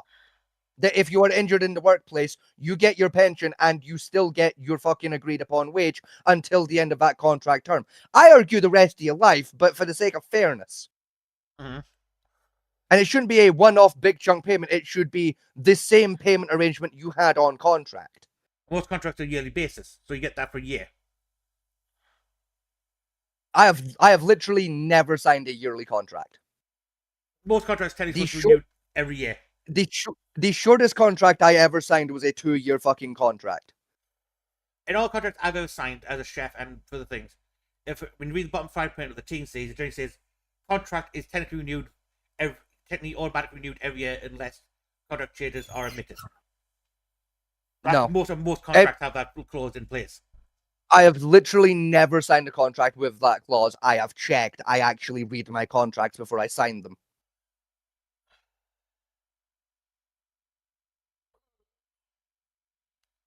Every contract I've signed basically around that clause. And even then, the automatic renewal bullshit, it should still apply. I don't care if your contract says at the bottom it auto renews after a year. If that contract says you're working here for 5 years and you lose your legs 2 years into it, you should still get paid for those 3 fucking years. Yeah, but you no longer contribute to the company, so why should you get paid? Your part of the contract is you're giving your... Because I lost my fucking legs. That's why. But you also knew the risk that you may lose your legs. Even if like a 1% or like a 0.1% chance of it, that's still part of, you knew that could happen, and you still sign the contract knowing the risk could happen. Right. I'm not finished yet. No, fuck off. I'm not finished. You can wait. I fucking finished for once, right? Because also in the contract comes down to, as well in the contract, is what happens if an injury on the job puts you out. Is generally laid out in that contract of pays and compensation packages are generally part of your contract base, right? So you've agreed to all that, even if you get injured where you cannot work in that industry. You agree because that your compensation package is in that contract. So now you turn around and say, well, I don't care what the contract says anymore. You owe me, you go call me for life now. Right, by your logic then, right? You know that smoking, right, has got about a 0.3% chance of giving the average person. Let me finish, right? I'll let you fucking finish. Let me finish, mister. Let me finish for a fucking change, right? Yeah, it's about a 0.3% chance. Let me fucking finish. It is a 0.3% chance to get fucking lung cancer, right? 0.3% chance, right? You still fucking smoke. By your logic, if you smoke and you get lung cancer, despite the fact you pay national insurance, the NHS has no legal obligation to help you through your lung cancer because you knew the risk. Yes, you know the risk and you took the chance. They have denied people on that basis. The NHS. I've had a cousin who got denied that by the NHS because he smoked, he got lung cancer, and they refused treatment. So that does happen. So by your logic, you're agreeing that should happen. Do you agree that should happen? It does happen. That's part of No, the I'm not way saying you works. agree that it does. I'm saying you agree that it should. Do you agree that that should happen? Yes no, but or the no? NHS is different from a fucking corporation. Exactly. No, No, it's not. Yes, it fucking is. You are signing a contract with them for I do this, you do that. No, you're not. The NHS is a service held by the government. You do the If I'm told by an employer to do a job, I do my job based on a contract, on the hours I work and what I get paid for. That's a compensation package of a contract. If it's something that I can only fulfill that contract, I expect not to get paid. Even by injury, I've got a compensation package built into my contract. So if I can't no longer meet the obligation of the contract for injury, and I get the agreed upon compensation package from my employer, now the difference is, if it's an accident that is part of the standard that could happen, devoid of any malice or poor maintenance on the employer's side, that's different entirely. So if you maintain everything properly and had all the proper safety records, and it was an accident that occurred, which is within the realms of the contract and safety margins, then yes, my compensation package, which I agreed on when I signed, is what I agreed to. Saying that now, because I've had an accident at work, they're now forced to support my life indefinitely, even though I've already agreed to what the contract states, it's absolute bullshit to the employer. He's taking the bigger risk of you. Most of your risk you're taking is, yeah, you might get injured, but generally your biggest risk is, I'm going to be out of work for a while, I can find a new job. Oh, yeah, no, you're right. The business owner takes the biggest risk. It's not like Yes, they print literally millions of extra money every day. Yeah, no, you're right. They grow more legs on trees than they do print money. You're absolutely right. So how silly of me to be so foolish. You're absolutely right. Yeah. Okay. Yeah, no, you're right. Elon Musk takes the bigger risk. You're right. Right, hang on. Break down a second, right? Right, you're working in a business, the business goes under. Right? You're out of a job. You can go find another job. What happens to your business owner? Come on, smart He can also go find a different fucking job. He can go do what I was doing and work in a fucking factory, or go work in a fast food restaurant. He can get literally any job. He can just go get a fucking job, just like I fucking can. Right? He's also now millions in debt. He loses his house. He loses his cars, his properties. Everything he's ever worked for is gone. What your risk is, I've got to spend 2 weeks to go find another job. He's lost everything. And on the flip side, right, if I start working somewhere, let's say I work somewhere for a decade. I worked there for a decade. I've got a 20-year mortgage now, right? I took a 20-year mortgage, 10 years, and I've got 10 years left in that mortgage. Both my legs are gone, and I can never walk again because my spine is fucked. I'm also going into unrecoverable debt. And also with the added bonus of, I can't fucking walk. I can't even make a little bit of money to recover a little bit of the debt. That asshole, if his business goes under, can go get a job still. I can't if my legs have been blown off. But there's still practice to help support you. He gets nothing in support-wise.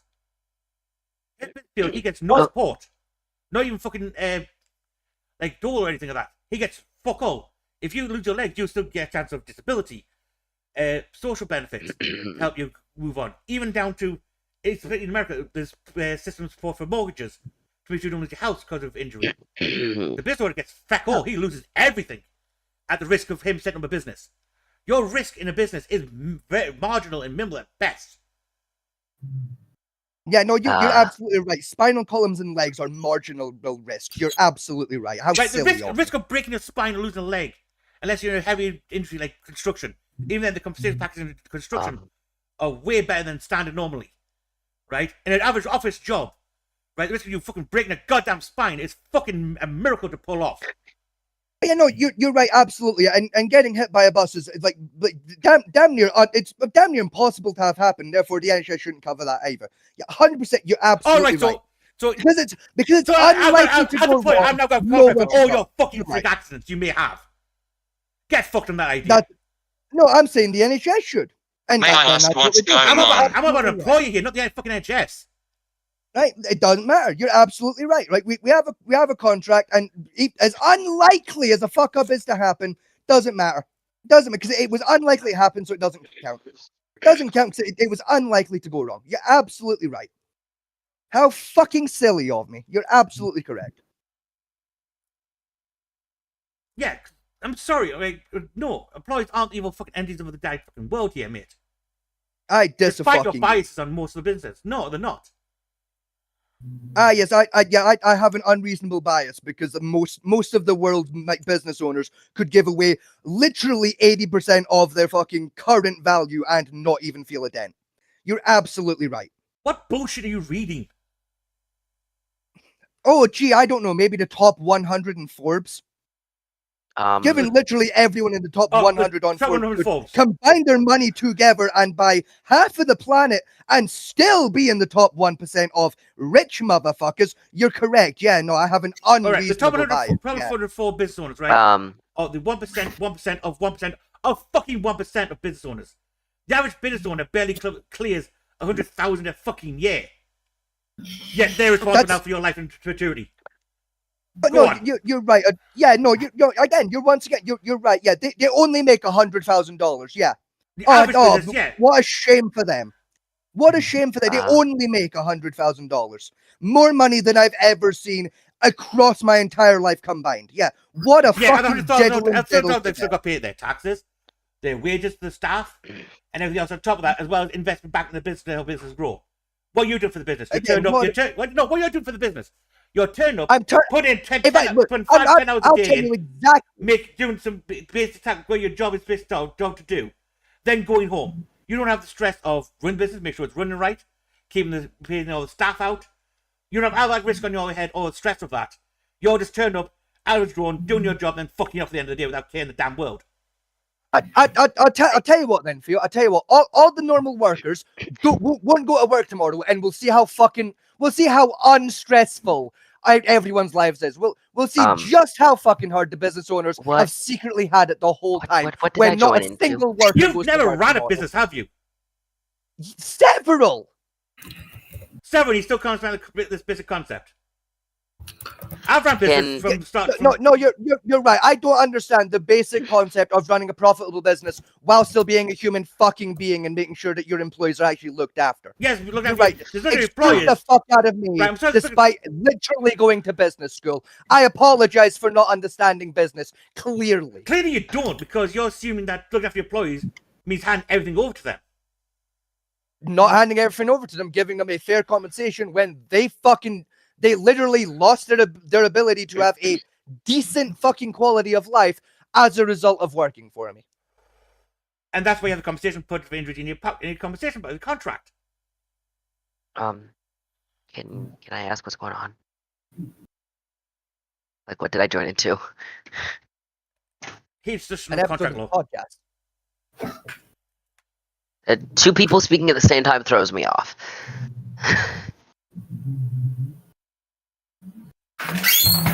I think Scotty just fucking left. No, I'm still here. Oh yeah. So may I know what the topic of today's podcast is? Well, we started off talking about the Royals and how they're kind of based, and now we've ended up here somehow.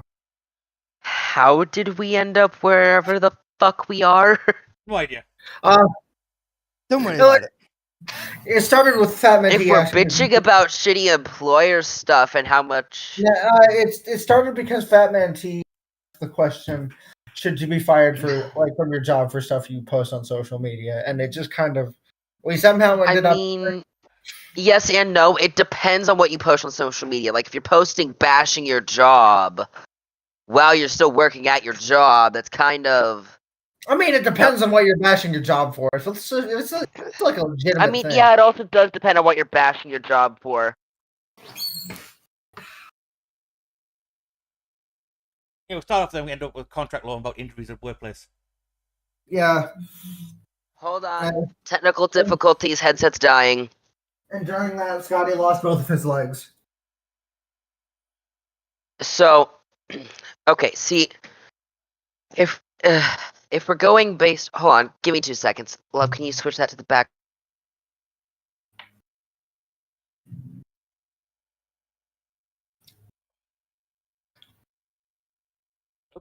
Are you good, Scotty? Hey, sorry? Scotty. Are you good, Scotty? Yeah, no, I'm fine. Spotting Fat Man, he's murder in the background. Oh no, No, I just had like the like the adrenaline dump after a fucking argument. Like, I've suddenly gotten hit with that like big tired wave because I've not getting fucking I've not gotten heated and angry like that in an argument for quite some time. This is the So I just got hit with like the adrenaline dump. So like, this is the first one we've had like this. it's the first one in a while though. To be It is, fair, like it's been a while since we properly like fucking got at each other like that for a minute. No, because this is like with me and Fat Matty is we can disagree really fucking hard like that and like we fucking go in for each other. We're still friends. Like it literally doesn't matter though. You know, like you know what I mean? At the end of the day, I'd still kill for this dickhead. You know, like It's about political different views on certain topics. Yeah. I'm also the opinion that friends should never 100% agree on everything. That's a very important friendship. There should always be shit that you disagree. Okay, so while that not wanting to register that it's on, it depends on, like I said, what you're posting about your job. Like if you're bitching on social media about your job being like, let's take mine and Soda's job for example. Fucking bitching at us for our physical health. Like Soda told our managers earlier because there was no way I was going to physically be able to walk to work to drop off my doctor's note, not with how the cold that I have, which is worse than any cold I've had before, is affecting my asthma and just my breathing in general. And the one manager bitched about it. Like saying that, you know, I'm going to need a doctor's note to pretty much account for all this time that I'm not working. As if she was not told literally in the sentence prior to her response that there is a doctor's note from the hospital. Yeah. And they're just chalking it up to me having a cold. They don't know if it's actually a cold. For all they know, I could have some sort of random illness that just looks like flu, COVID, RSV, but it could be something completely new. I really doubt that's the case, but you've got the gay pox, kills millions every year. The government hushes it up. I mean, it's more likely to be MRVs, but like, yeah. But like, I'm being bitched at about it. Like, that's something that I've also bitched at online about. Like, you've seen Scotty in the venting channel. Yeah. I messaged you and Echo about it. Hell, even a group on Instagram that I talked to, like a group from a collab I did on Instagram for my shop. Like, even I've even told them about it, and everybody is technically giving me same responses of shitty job. You know, like you've mentioned it once or twice or 40 fucking times in my presence, like here and there. You know, like Yeah, 40 fucking times here your and there. presence is accurate. You know, once, twice, 40 fucking. You know, like once an hour or so. You know, you bring it up. I mean, to be fair, valid reason too, though. You know what's going on with how they treat Soda and me both. Exactly. I'm like Soda having an issue with her back, like a pinched nerve, that she might have to get. That if she does have, it'd probably be pinched between a disc and some other part of her back. And if that's the case, she has to go and get surgery for that. You can't just smack her in the back really hard and that affects it? No, that Echo. actually makes a pinched nerve a lot worse, actually, Echo. Oh, does it? Yes, we're getting on the topic of just poor management of places now. That's where I'm dragging the topic. Yes, Echo. Inward force on an inward like injury is gonna make. If you guys are fine with me dragging this conversation towards like shitty management, yeah, fuck it. Okay, so because I realize Fat Man T doesn't fully know everything that's going on. I'm pretty sure, like with me and Soda. Well, I don't think Fat Man T knows anything that's been going on with me, like health wise. So that's a fair point. So Soda ended up in the hospital. Let me speak, you fuck. You're also in the call. Yes, I know. I'm making it funny. Anyways, Soda's been having some issues with her back, like to a point where even trying to stand, sometimes I've seen her just fall over because her legs just don't want to work because of whatever is wrong with her back. How hard do you guys? Echo, do not make that comment, and no, that is not the reason. Echo, because you decide to make that try to make that joke. I'm going to give you TMI. Me and Soda have not really been that intimate because of our work schedule. Did we get to spend time with each other? Maybe like a few hours sometimes out of an entire week. That isn't sleeping. So trust me, that's not at all what could have caused her back issue. But like, let's see, Really. bitched about things like mental health, which most jobs are understanding when you literally, when someone literally calls in and says, "Hey, my partner found me in a not safe place outside at 3 a.m." I'm not giving context to this because it doesn't need to be all out there. I'm not going to be able to make it into work while I'm literally clearly trying to stop myself from sobbing. I'm sorry, that should be reason to love don't play with a lighter. I'm cold. I don't care if you're cold, don't play with a lighter. But being told, like being written up for not having a doctor's note for that type of thing, that's something that I feel is like poor management. Like, I'm sorry, but if you have if you have an employee literally tell you they do not feel it is in their safest and best interest to come into work that day because of something that happened with him being in a not safe spot at like 3 a.m, most managers you think would be like, "Oh yeah, no, that's completely understandable. Please take time to recover," type thing from this. Especially because if they have that employee then come in while not in a safe state of mind, if that employee does something stupid on their property, that's their fault. Like they're liable if that employee's on the clock. I mean, I've experienced about my workplace when I was working. You know, I was doing nearly 100 hours a week. I was going from my job to another location that the owners owned, doing night porter there, and then going back to my other job. I didn't see my family for about 9 months nearly.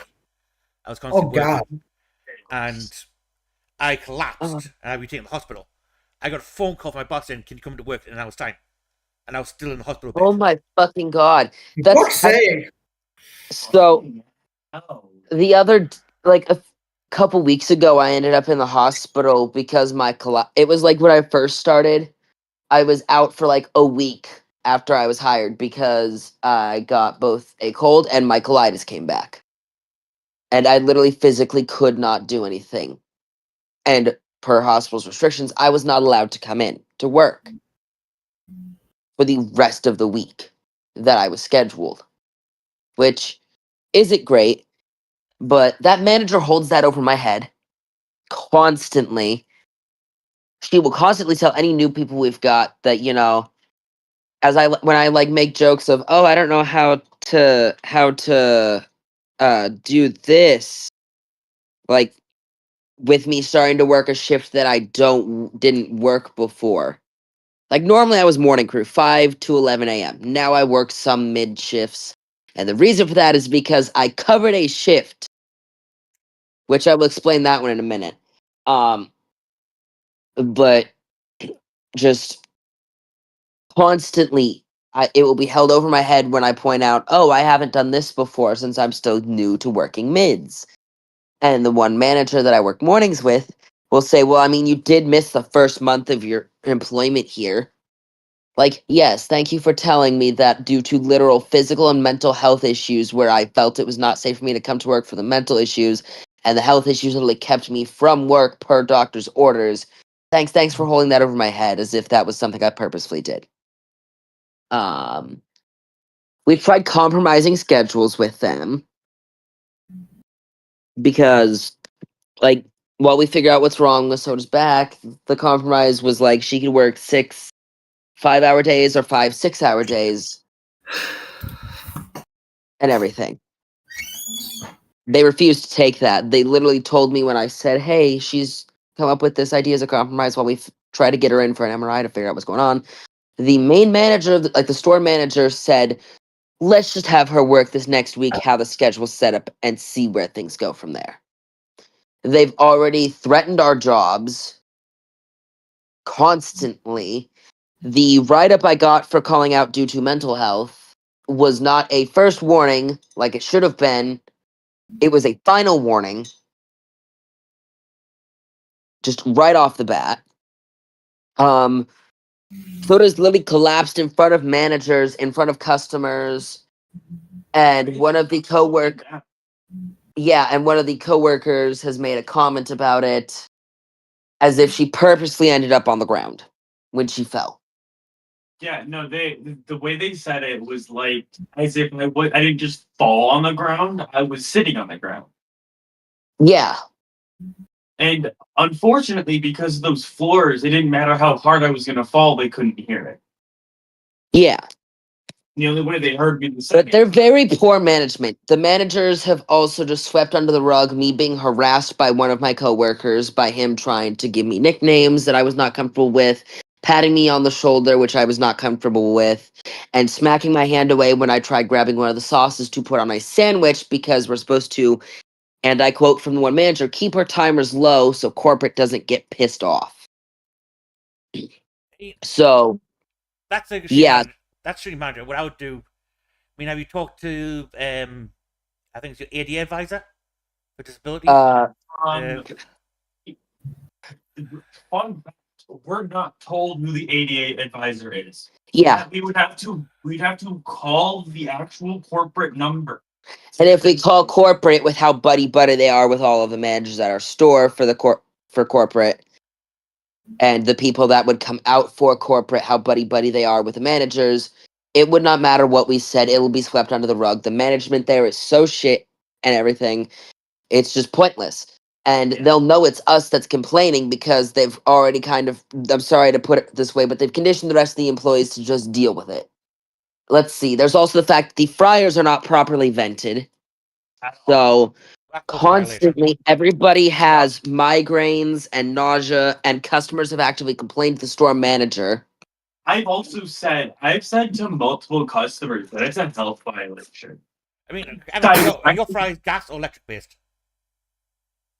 I believe they might be electric based, but the oil we don't have enough oil in the store for it to actually, when it's supposed to drain and quote unquote wash the fryers out to be then filled with new fresh oil. We don't have enough fresh oil, so it just sucks it down, removes the tiny little particles on top, and puts that same disgusting ass oil back in the fryers.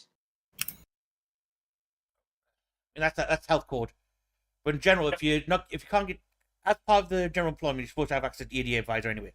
That's generally state law, regardless where you're at. But even if we wanted to do anything at this point in time, we can't, because this is our only form of income. Yeah, but also, they keep hovering our jobs over our heads, like, "Oh, be careful what you're calling out for." Like, I'm sorry, I didn't know that me literally abiding by what orientation protocols give me for instructions as to what to do if sick, where it's you call out if you are sick due to, health and safety reasons, I'm gonna fucking do that. Like, if I'm sick and I can tell I'm sick, because I'm sorry, I'm 23 years old. Most people, by the time that before they're even an adult, probably know when they're getting sick with specific stuff. Yeah. Or at least just in general with getting sick. Like, I'm not calling out of work because I don't want to come into work and deal with the managers. No. I want to work. I want to be able to pay my fucking bills. I want to not have to be calling out almost every week, but I also get sick more in the winter. And it's not like I can control getting sick. And I'm sure those fryers don't help. They don't. Because with the shit that probably ends up in the air, and the fact that I know that there's been coworkers that have also worked when sick, and that night crew does not properly clean, that could be why I'm sick.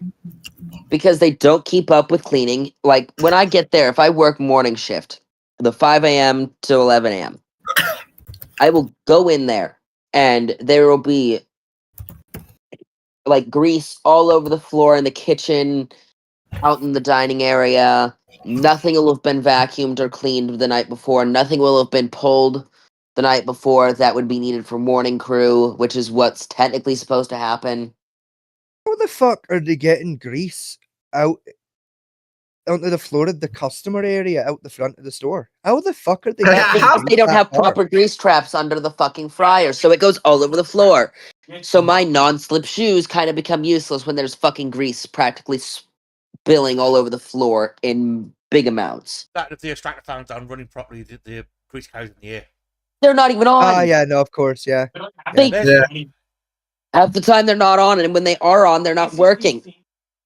They're supposed to, even in America, I know from like British and American health safety, if you run fryers, your extractor fans have to run constantly.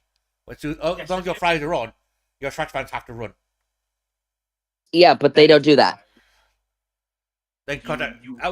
Personally, if I was you, I would put a complaint into your Labour Board, your state Labour Board. Oh, don't worry. When we get new jobs, like better jobs somewhere else, because honestly, anything is better than working there. When we get solid jobs somewhere else and confirm when we can start a different job, when we do that, we're reporting the hell out of them for all their issues. I would put a complaint now for it. Yeah, I'd honestly just do it now. I'd put no complaint now and put no, because if we do it now, that risks our jobs because they know we're the only ones that will report them. They can't fire you for that. Anyway. Yeah, they can't fire you for that, and if they can't do, fire us for it, but if they will make our work job, like our work life, a living hell. Yeah, then you got lawsuit for harassment, workplace harassment. Yeah. You've got a slam, like you've got a slam dunk fucking lawsuit there. Because Michigan's a right to work state, we would have to prove the fact that they are firing us because of the fact we put that in. Yeah, we would have to have solid proof of that, and we don't. We wouldn't. Yeah, because they can literally just fire us for literally no reason. Yep. That will state then. Yep, it's a right to work state, what we call it. So, yeah, our plan is to, as soon as we get somewhere better, because anything, again, is better than working there, we plan to report them for all the issues. Because we're not the only ones that complain about it. All the other coworkers complain about it. They just don't do shit about it. Because they know that if they try, well, managers don't care. They'll can them before anything can be properly done, I'm sure. I mean, I've worked in Hold on. kitchen. Yeah. Hold on, I'm going to try to rejoin on my console.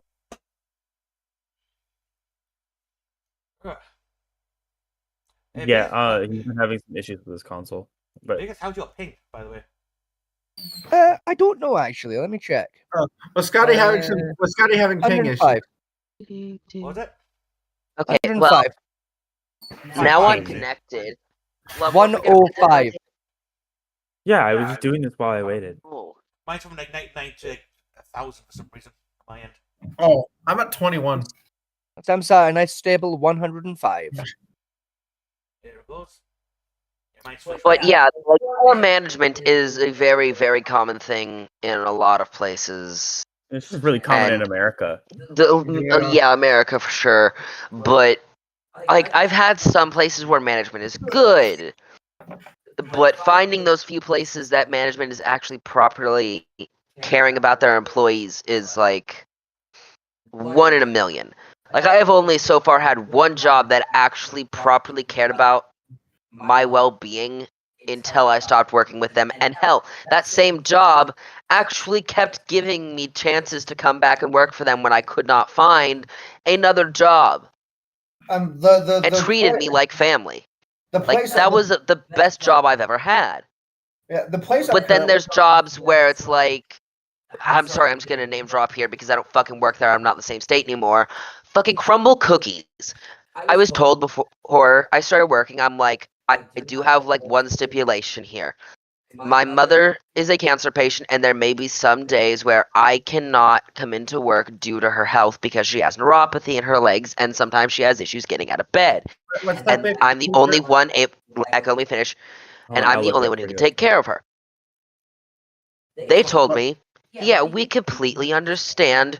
We will honor that. We will make sure you're in and out of the exact times you're supposed to for your schedule. Your schedule will not change, and will be understanding if you have to call out for your mother. 2 instances. First one was I had switched to the night shift, and I said I needed to be out exactly at 1 because my mother had changed the way she did her medications to where she would take her medications, come grab me. By the time we get home, her meds would be kicking in, and she'd be able to go to sleep.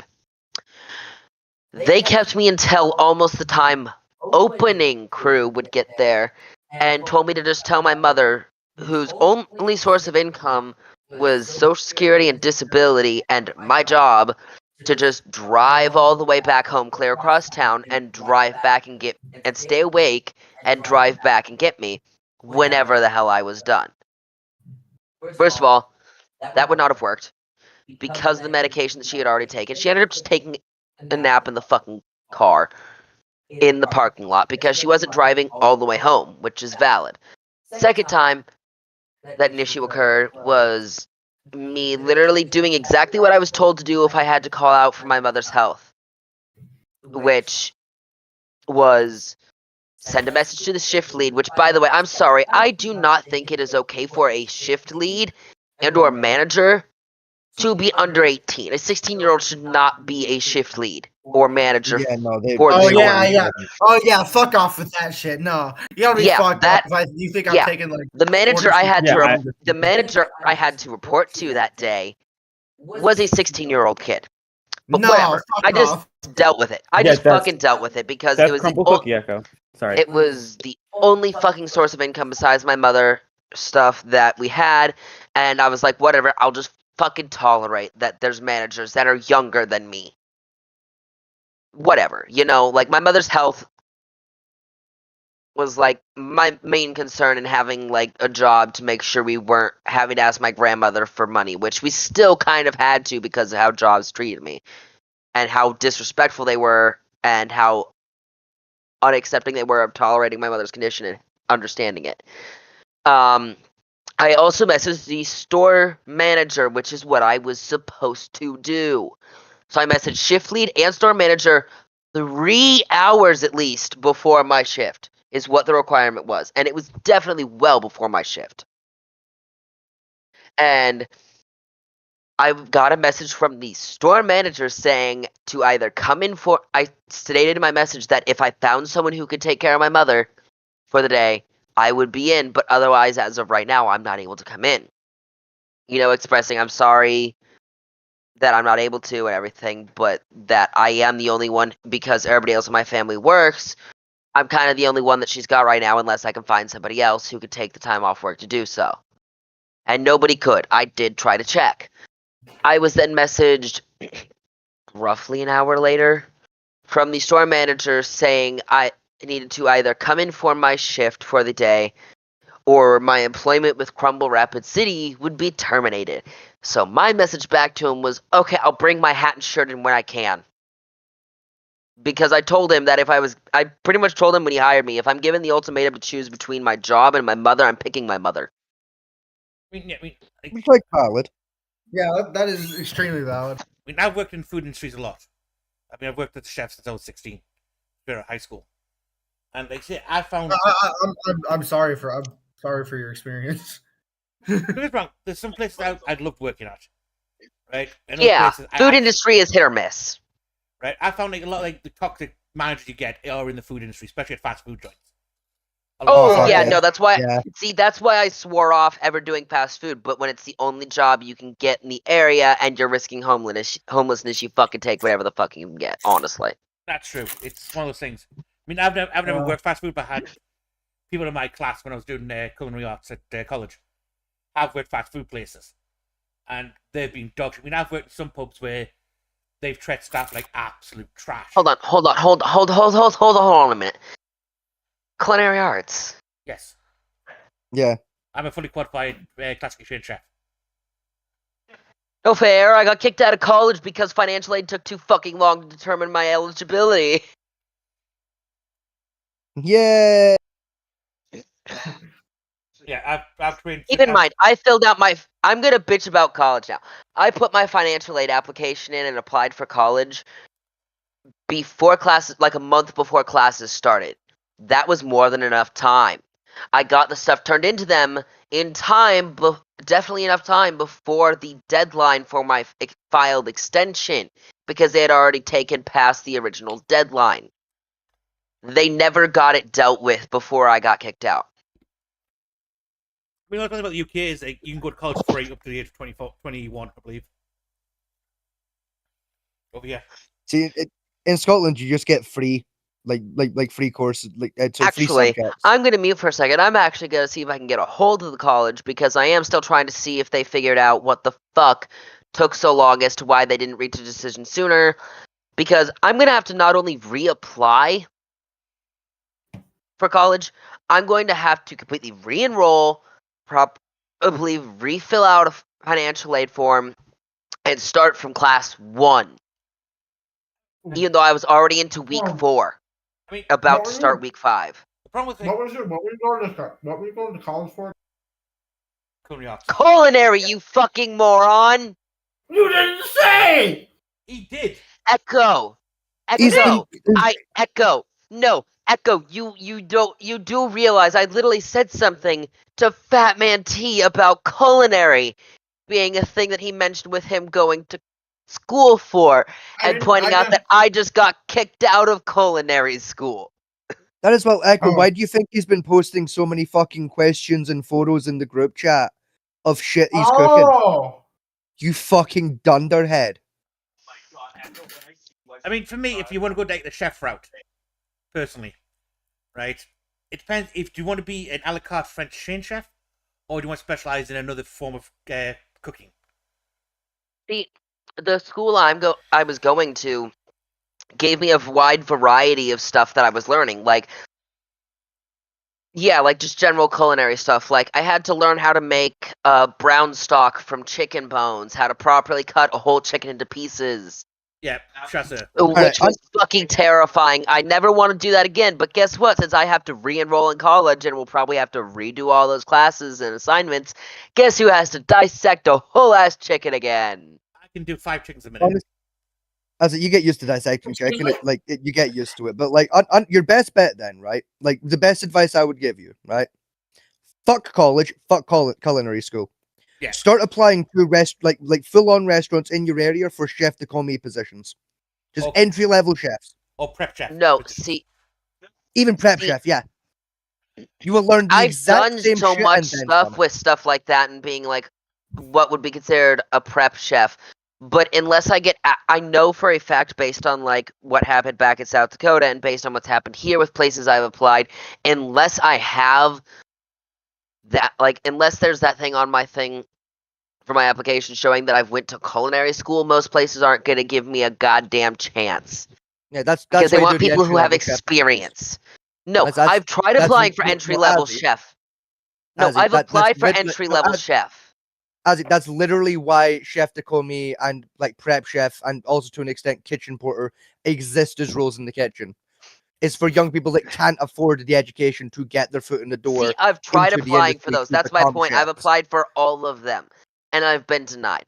Hell, the one place I worked back in South Dakota, I literally applied to be a line cook.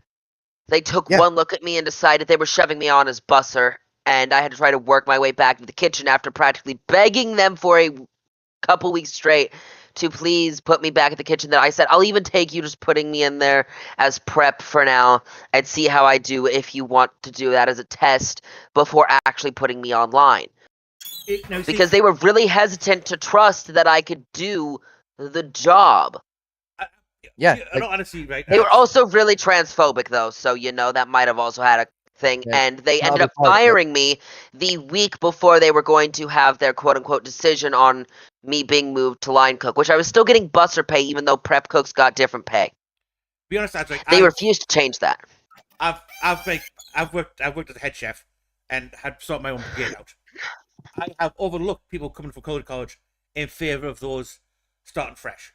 Like, no cooking experience whatsoever. Because the simple fact is, if I'm bringing someone into my kitchen to work, right, I've got certain procedures and recipes I use personally, which might differ from someone who's done the culinary college. Because a lot of the ones from fresh out of college are very stuck in the ways of how to do certain dishes, because that's how college teaches it.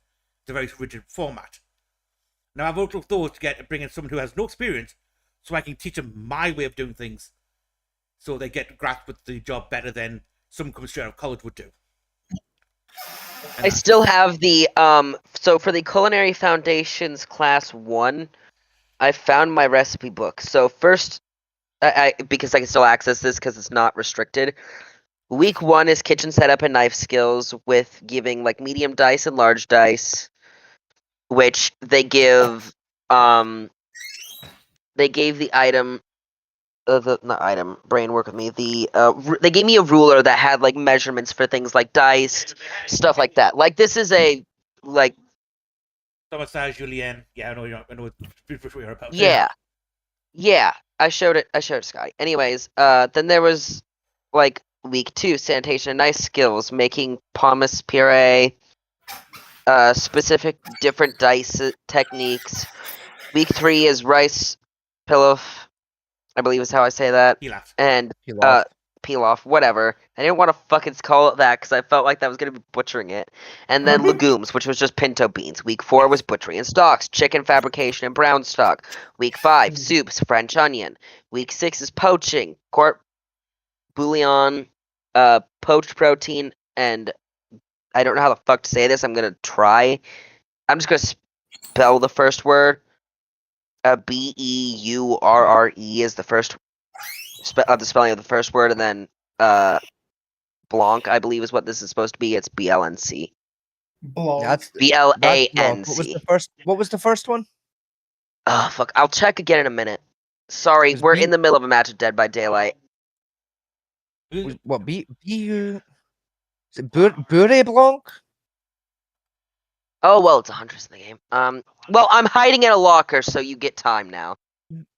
Yeah. I would say that's Beurre Blanc if I've spelt that right in my own head. BEURRE. Hiding in a locker. Beurre Blanc. Yeah, Beurre Blanc. Yeah. Yeah. Hiding in a locker. That takes me back to middle. That time I got stuffed into a.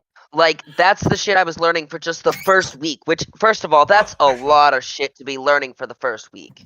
Oh, that's nothing. When I was doing mine, Oh, it's Hunters and Pyramid Head. Oh, fuck you, Ucky, we're fucked.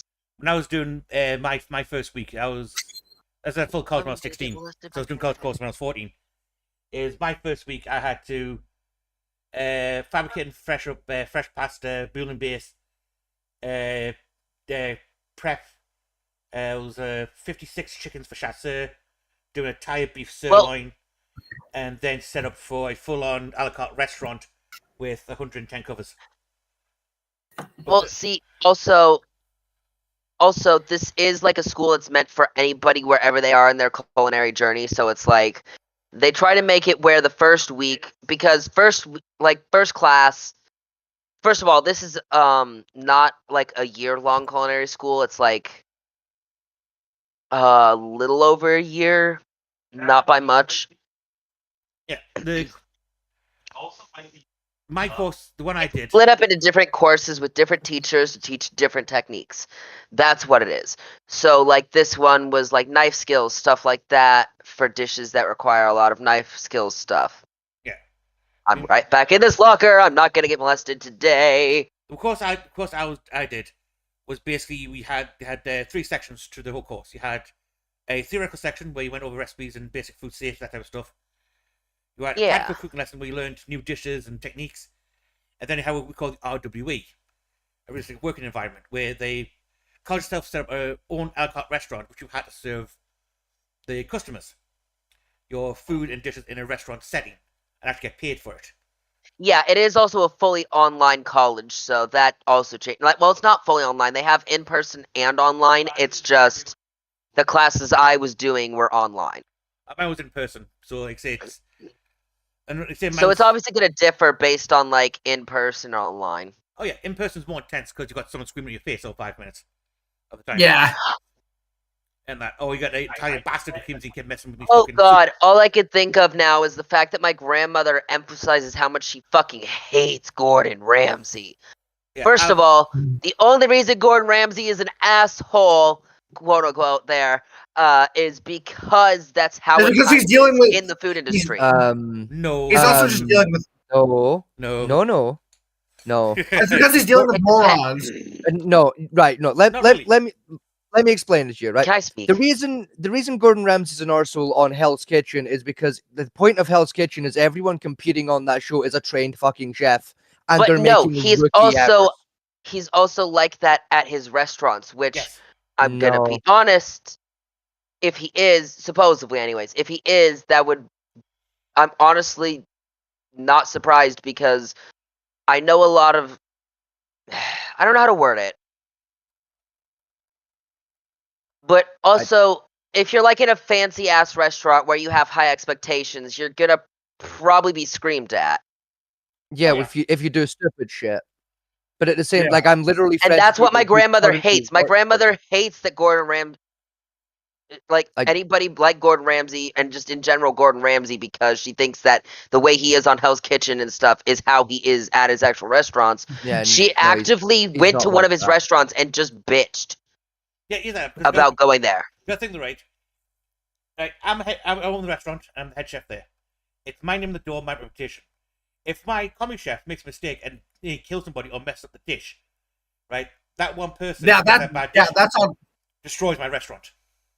Yeah, Yeah. Right? That's why he's like that for, because one of the very small mistakes. If you go to a Yeah, food there is critic, high expectations. your restaurant's Hell, gone. I could bring up the fact that there's even more health risks at my job, mine and Soda's job, because we had a lady come in and ask for 2 of the burgers with no bun and 1 with no cheese. Reason why is because 2 of her kids had gluten allergies and the other had a severe lactose allergy and didn't want onion on there because she was also slightly allergic to onion. did Not someone enough fuck to up the like order? cause. Oh, it's worse. It was one of the fucking managers Oh, who was on the fucking sandwich station. I got screamed at by this customer because of the order getting fucked up. Yeah, they weren't on buns, but it was all 3 of them weren't on buns when one of them was supposed to be on a bun.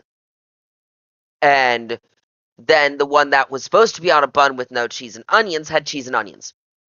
Well, fast food, She said that it needed I get some people that come in are just saying they don't want bun or cheese because they just don't fucking want it.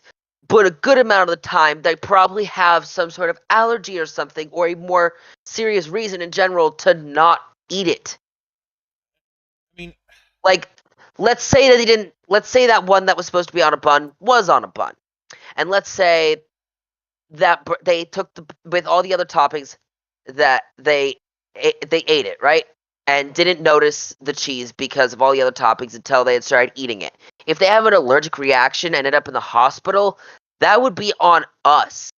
oh no, we've just killed somebody. yes, fast food, fast Yeah. food is one place where people general public view it is, and even like workers get what you paid for. There's worse things.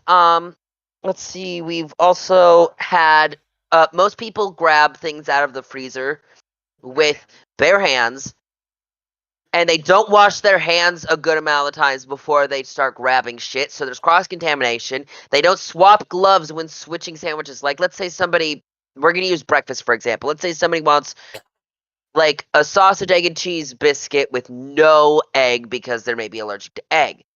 Instead of using a different set of gloves to grab it, they will use the exact same set of gloves they used to make a sandwich 2 seconds prior with egg. Like, yeah, there's a chance that their allergy isn't bad enough for that tiny little bit of cross-contamination to do anything, but there is also the chance that cross-contamination could be enough to put them in the hospital, depending on how severe the allergy is to whatever it is.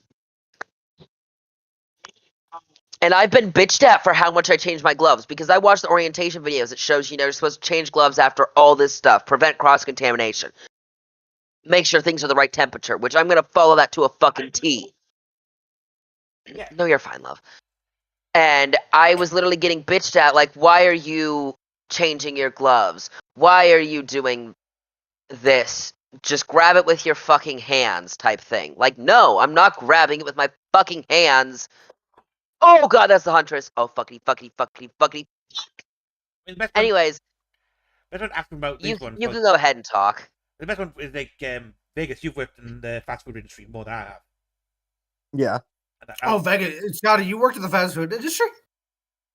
I'm actually gonna lose my fucking temper in a second. Fucking yes, Oh, I'm Echo. sorry.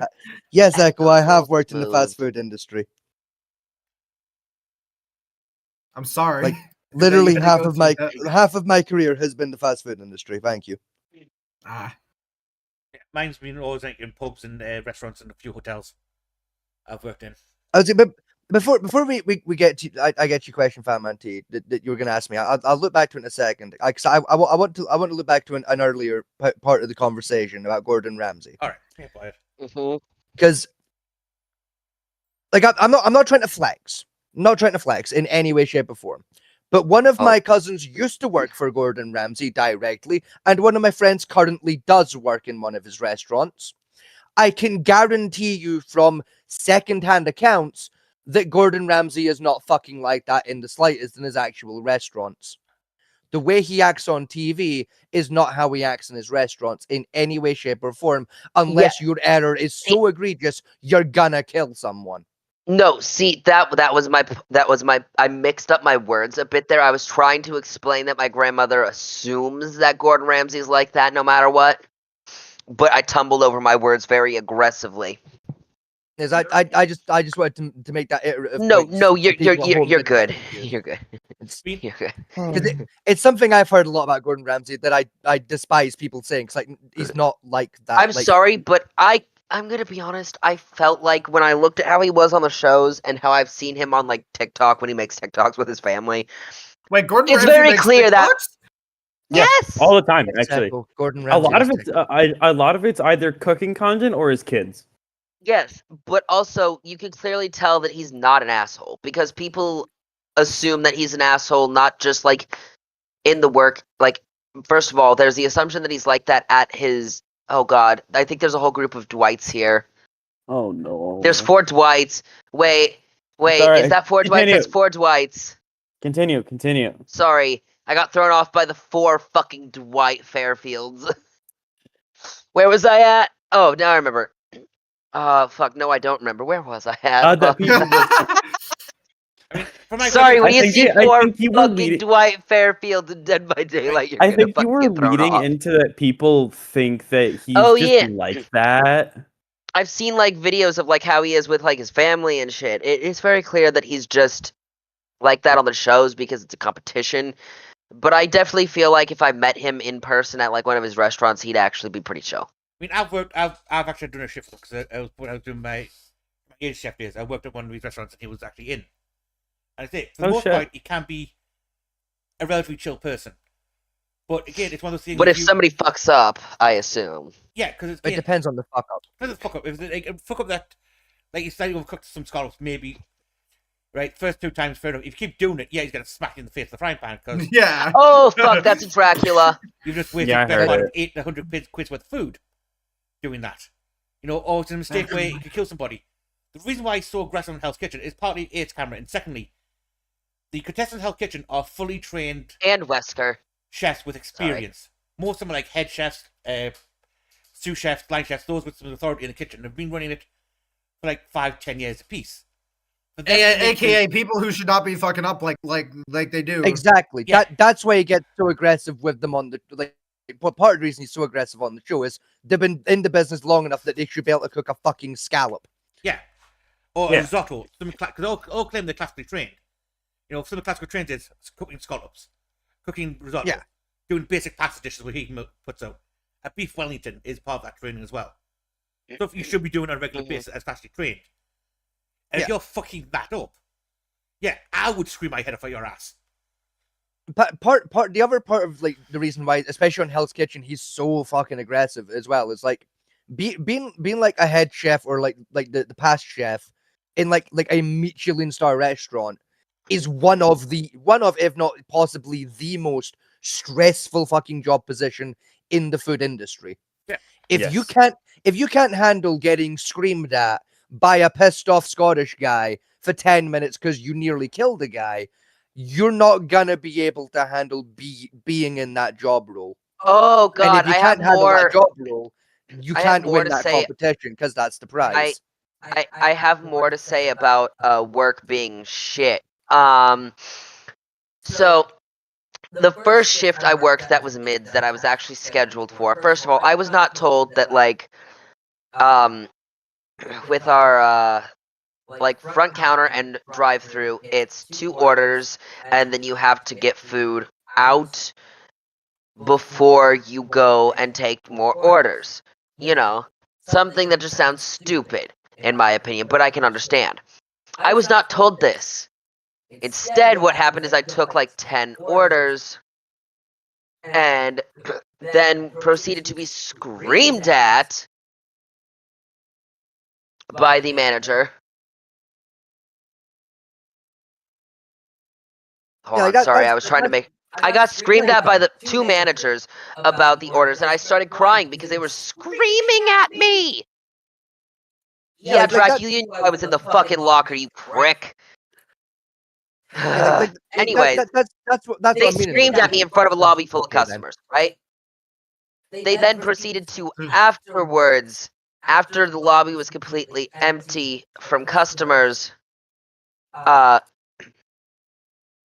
tell me that I can't start crying in front of customers, that it looks bad. You wanna know what else looks bad? You fucking screaming at me in front of customers. I don't think that looks any better than me crying. Also, you kind of cut off Scotty earlier. Sorry. Scotty? Sorry. I did not realize. I apologize. My game's a little bit loud. I've been fucking with my audio. I'm sorry. Go ahead, Scotty. Scotty, Senor, are you there? Hello? Scotty? Are either of them there? Batman T. Did they simultaneously go for a piss? Did we kill them? I didn't mean to interrupt Scotty. I didn't realize he was still in the middle of like talking. I apologize on that one. I think either their internet's having a fucky or yeah, no, and then Scotty's taking a lap. What does that mean? Scotty's he's like basically taking a couple seconds to walk it off. You pissed him off. Is the No, I don't think you pissed him off. I think he's just pissed off in general. If I did piss him off, I didn't mean to. If I interrupted him, I didn't mean to. I did not. Yeah, that you have. My game has been very loud, so I have not been able to fully hear, and I just got the audio to a level where I could hear both the call and the game. And I apologize for that. You seem like if that's where I don't care much, that the restaurants I've worked at, I have torn a chef down to almost tears because of a fuck up they've made, and in front of customers as well. What was the fuck up they made? Raw chicken. Okay, see, that's a big fuck up. Yeah, that's a pretty big fuck up. My fuck up was I was not told how mids worked, so I did not know that mids worked as rule. I can only take 2 orders at a time. Because I'm sorry, that's also really stupid because the customers, if I didn't take their order, were getting pissed, but also if I wasn't getting orders out fast enough for people, they were getting pissed. No matter what I did, it pissed people off. Our restaurant has a skill issue in the best way I can explain it. Because genuinely, a lot of even our managers are incredibly underskilled. Like, this is the single worst functioning fast food place I have ever fucking seen. They have to have twice the amount of people as my old McDonald's, and they had literally 3 times as many customers as this Wendy's. Yeah. Also, holy shit! Let Scotty know that if I did piss him off by talking over him, that I apologize. I did not mean to. Am I dead? For any of it. It's taking a minute. But yeah, I mean, for like what orders come to the kitchen, I mean, I've blew up my the owner of one restaurant I was at. I called to him for orders because he kept doing the same thing with he brought in like 10 orders at once in the kitchen, which backs up the entire kitchen and damages the flow. Because actually makes food come out longer the more rolls you put in. Because you've got see, that makes sense. But also, you feel like that should be something that if somebody has only worked exclusively one type of shift, you would think that would mean that they would explain to someone who's working a shift different than what they normally do. Then they would explain, hey, this is the rules of working this shift. Like, we don't take more than 2 orders at drive or window, which I also wasn't told when I was hired on, which if I was ever put a window on drive-through, that would have been really bad. Also, nobody honors the don't take more than 2 orders up front or at window already. Yeah, nobody else honors does. that. So how am I supposed to automatically assume those rules if I'm not told those rules? Like, I would have understood if they told me, hey, you can't do this. You have to do this or this. Oh yeah, I would have been like, all right, I understand. I also always ask, what do you, like, if I have nothing to do, I ask what to do. And they seem annoyed when I ask what to do. Like, I'm sorry, I'm trying to make sure I'm not fucking up. Because I don't want to fuck something up and you scream at me saying, why didn't you ask for help? I don't agree. It's with me when I bring in a new chef into one place I work at. Again, I'm talking from a perspective of a restaurant and pub and hotel experience. That's where my journey thing is. Right? When I bring in someone, especially someone said they've got experience, I expect a certain level of competency anyway from someone who comes in. Right? I also have still when they come in for a shift, I bring them in on a quiet shift and break down what the general health breakdown shift scores, even from like what we call cold days, where you're not getting many covers, to hot days where you get like Fridays, Saturdays, Sundays, where you get raped by the customers piling in. It's you have never experienced when you've got like a 300 cover restaurant and everyone comes in at the same time. It's a level of panic you have that you never quite experienced if you've done it yourself. Right? And again, I will train people on what procedures are for each way. Now, once I've trained you on that, if you fuck it up, that's your fault.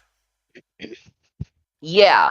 Like, I admit my faults if I fucked up something that I was trained on. Like, let's say I fuck up making a sandwich. Like, I put the wrong topping on it. Like, I put the wrong butter on a fucking breakfast sandwich or something. Raw. Like, if that happens, yeah, I'm gonna admit my mistake of, oh, yeah, no, that's my bad. I'll remake it. I'm sorry. I'll, do better next time type thing. Yeah, there's also like, wrong. I've seen some restaurant procedures which are absolute dog shit. Me and Vegas did a whole show on the Waff House magic system. How they set up their orders. Jesus Christ, are you okay? Was that Fat Man? Did you have a heart attack right in front of us? No, it's a cough. I said, cough? Yeah. I say Waff House. We've been reviewing Waff House on what they call the magic market system of how they mark up the place ready for service. Right? It's the most dogshit idea I've ever seen a restaurant run on. I put a bit of hash browns here, a bit of hash browns. I put a ketchup packet here with a fucking marmalade tub on top. That issues, a soup bowl goes here and a piece of bread goes there. It's like, that's the most ridiculous thing. Just hand the fucking chef the check, for fuck's sake. That's what it's there for. Oh, wait, love, are you dead? Yeah, I'm dead. Oh shit, I didn't realize. Am I like the only one left? Yes, Bubby. You were the only person who is not currently caged. Oh, fucky wucky. Oof. It was at this moment Inky knew. No, you don't understand. I have to hide in a locker and I have to wait for everybody else to die to go find a hatch and try to escape because I didn't realize that Soda was dead, nor did I realize everybody else was dead. Also, is Scotty back? Yes. I still feel bad. I didn't mean to talk over him. He'll get over it.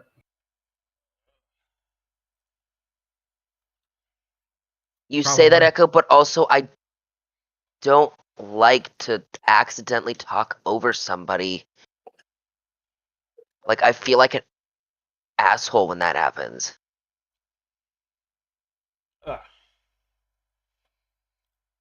Oh, fuck me. Is Scotty okay? This is a long fucking lap. Did he go take a shit? He's been gone for longer. As long as I've seen him be gone for. I think he might have just gone to the bathroom as well. Give me 2 seconds. I'm going to check him.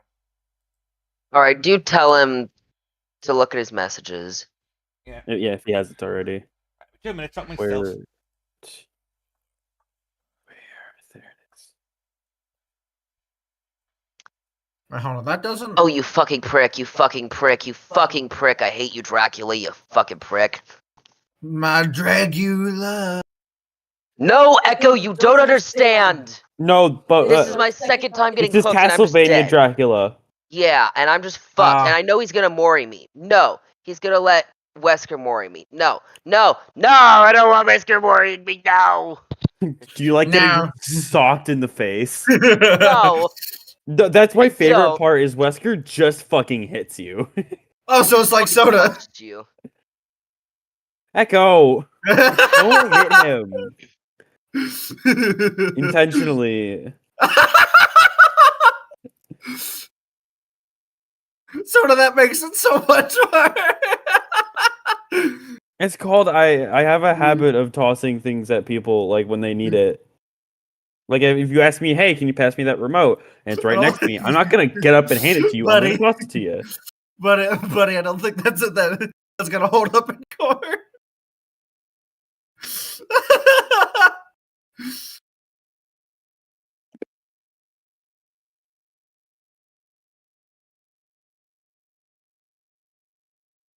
Does that work there actually?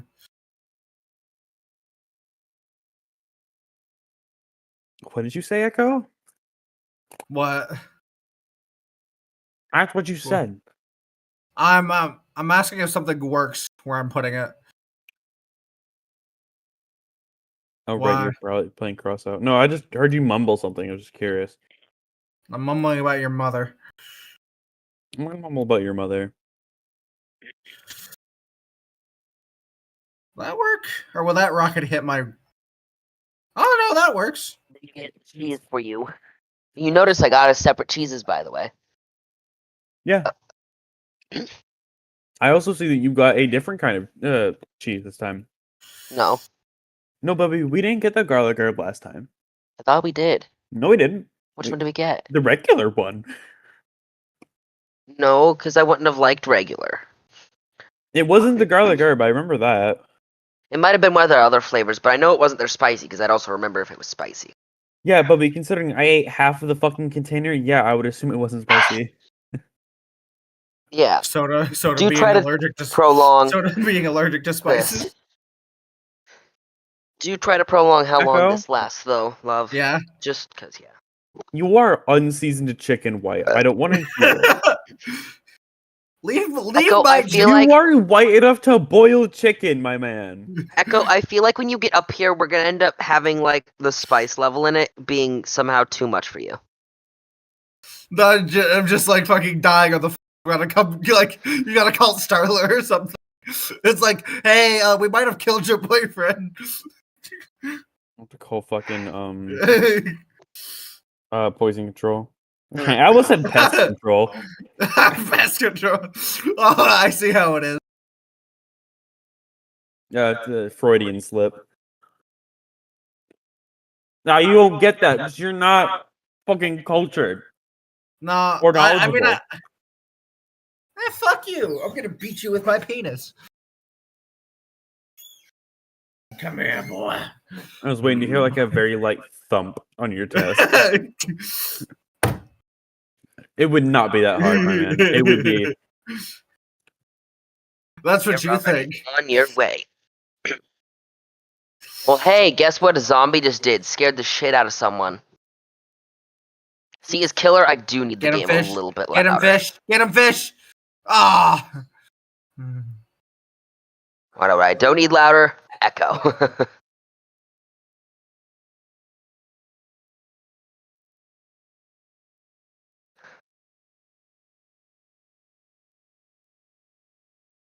The fuck are you doing? Get fucked, bitch! I knew what you were gonna do. That was close. Oh no, this Sable has a trans flag. Oh no, I fucked up. The fucking rat. I fucked up. I literally fucked up. I bonked another trans person. I want to make a joke, but I'll get yelled at. Fucky wucky happens. I saw.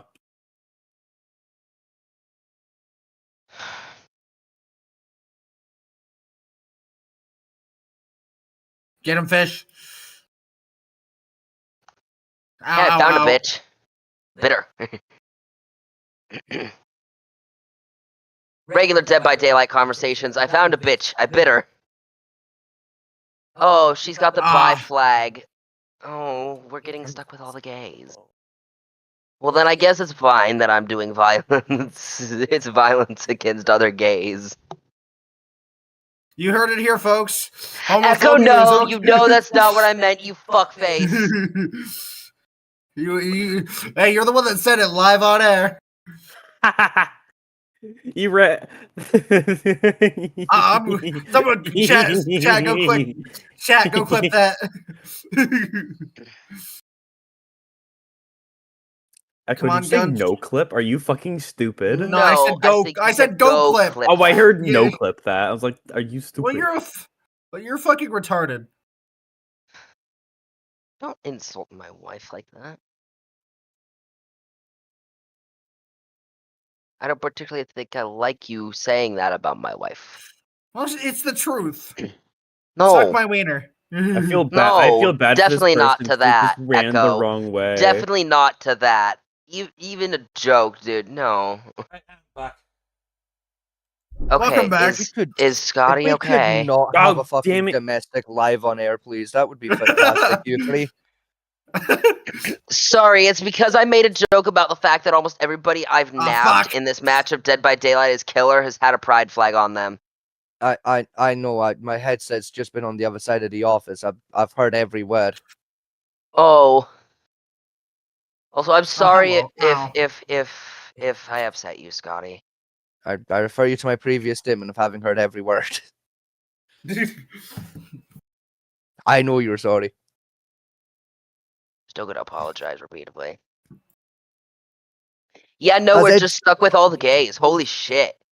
Because this one's got the pan There's so flag. many women. What's worse is, I think what's weirder, not worse, weirder, is the Trevor Belmont wearing the lesbian flag. Nah, that's accurate. Trevor Belmont's a fucking lesbian. Dog, Trevor Belmont's a man. I literally couldn't have fucking scripted that better. Proceeds to apologize for talking over me and immediately talks over me again. Oh, I literally could not have scripted that. That was beautiful.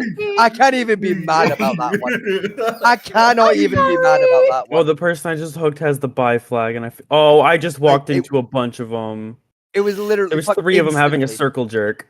Why are they having a circle jerk again? It was the Sable and 2 other fucking women. Yeah, it makes sense that it's a Sable and 2 other women. I, too, would have a circle jerk with Sable Ward. Yeah, I probably would too.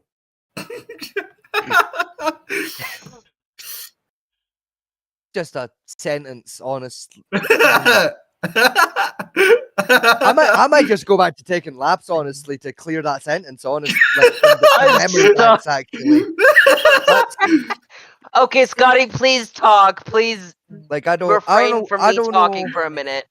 I don't know what a Sable Banks is, but Sable like, Ward, you fucking deaf ass. like I don't know, Brad. That sounds like somebody I go to invest in like Apple Pay or some shit. Like I don't know, but like Okay, see, Scotty, I will send you an image of Sable Ward later. And see, she is a semi-canon lesbian. She No. is. I'd rather you didn't send me photos of the lesbian woman you've got a thing for. No, see, Like, she's I'd not rather- actually a lesbian. At least I don't know. She might be. Her Either lore is way- weird. Yeah, that's But why no, it's it's just- semi-canon. Let me speak. Sorry, Bubby. Thank you for grabbing him, by the way. It's one of the survivors in Dead by Daylight. They just have lesbian energy. lesbian energy and I'm not Would that making this better. Would that Yeah, I be called don't- big clit energy? Look, shut up. Either Echo, way, I I- don't need can we to mute know. him? Love, can you come over here? what you- Somewhere over here like, is a what bitch. stuff you look up on like R34. Like I have a way. Roster. I don't need to know what Fuck. porn my son watches on R34. Oh no, I Like- wasn't gonna send you porn. I was also Yeah, I don't watch he's porn of not the I have character. Echo. I have a way. Like Oh, so I you know, don't like- look at like, I porn of the don't- character. I would literally just be sending you like game art, like art of her in game. even then, like I don't send you the fucking like the headshots of the porn actresses I watch. I don't need the headshots of your R34. You know, like I don't send you like headshots of fucking. If you can like, hook Mia the guy, Khalifa. he's right next to that pallet behind me. I'm chasing another fucker. Oh, I think this dude's on Death Hook. Yes, please. Oh my kill god, him. we have somebody DC. I just now noticed that. Please Is Mia kill him. Khalifa even a fucking porn actress, or am I losing my mind? Hang on. And then I'm gonna have you help me with this guy. Wait, hold on. Is who a porn Now chasing your direction. Mia Khalifa, is that's a porn Yes, woman, right? Mia Khalifa is in think fact so. a porn star. Yeah, I thought so. I couldn't. Of course, I Soda couldn't remember. knows. I can No, remember if it was a Echo, porn because she's a actress or fucking like the meme, woman that that's played Black why. Widow. Oh, is she? Yes, she's a meme. She's that bad at porn. She's a meme. No, it's That's- just she's that popular. Echo, Oh. for a good portion of time, I'm pretty sure she was ranked number 1 on OnlyFans. I Huh. couldn't remember if it was like the porn woman, her what played Black Widow, or that Go singer around the lady. go to the other side of the pallet. Never mind. This dude's doing. I don't know what this fuck this man's doing. I don't know either. Oh, hey, we're doing pretty good, I think. Hey, Hey, this is that bot. Oh, that's depressing then that we got him. that took us that long to get a bot. Yes, go that. Sorry. I was going to this Oh, exit gate. God, Don't worry fucking- about it. ow. I'm pretty sure they're all escaping anyways. I think they got this gate open. They did. Yep, they got this one. You want to try to fucking save the bot? I'll fucking chomp your ass.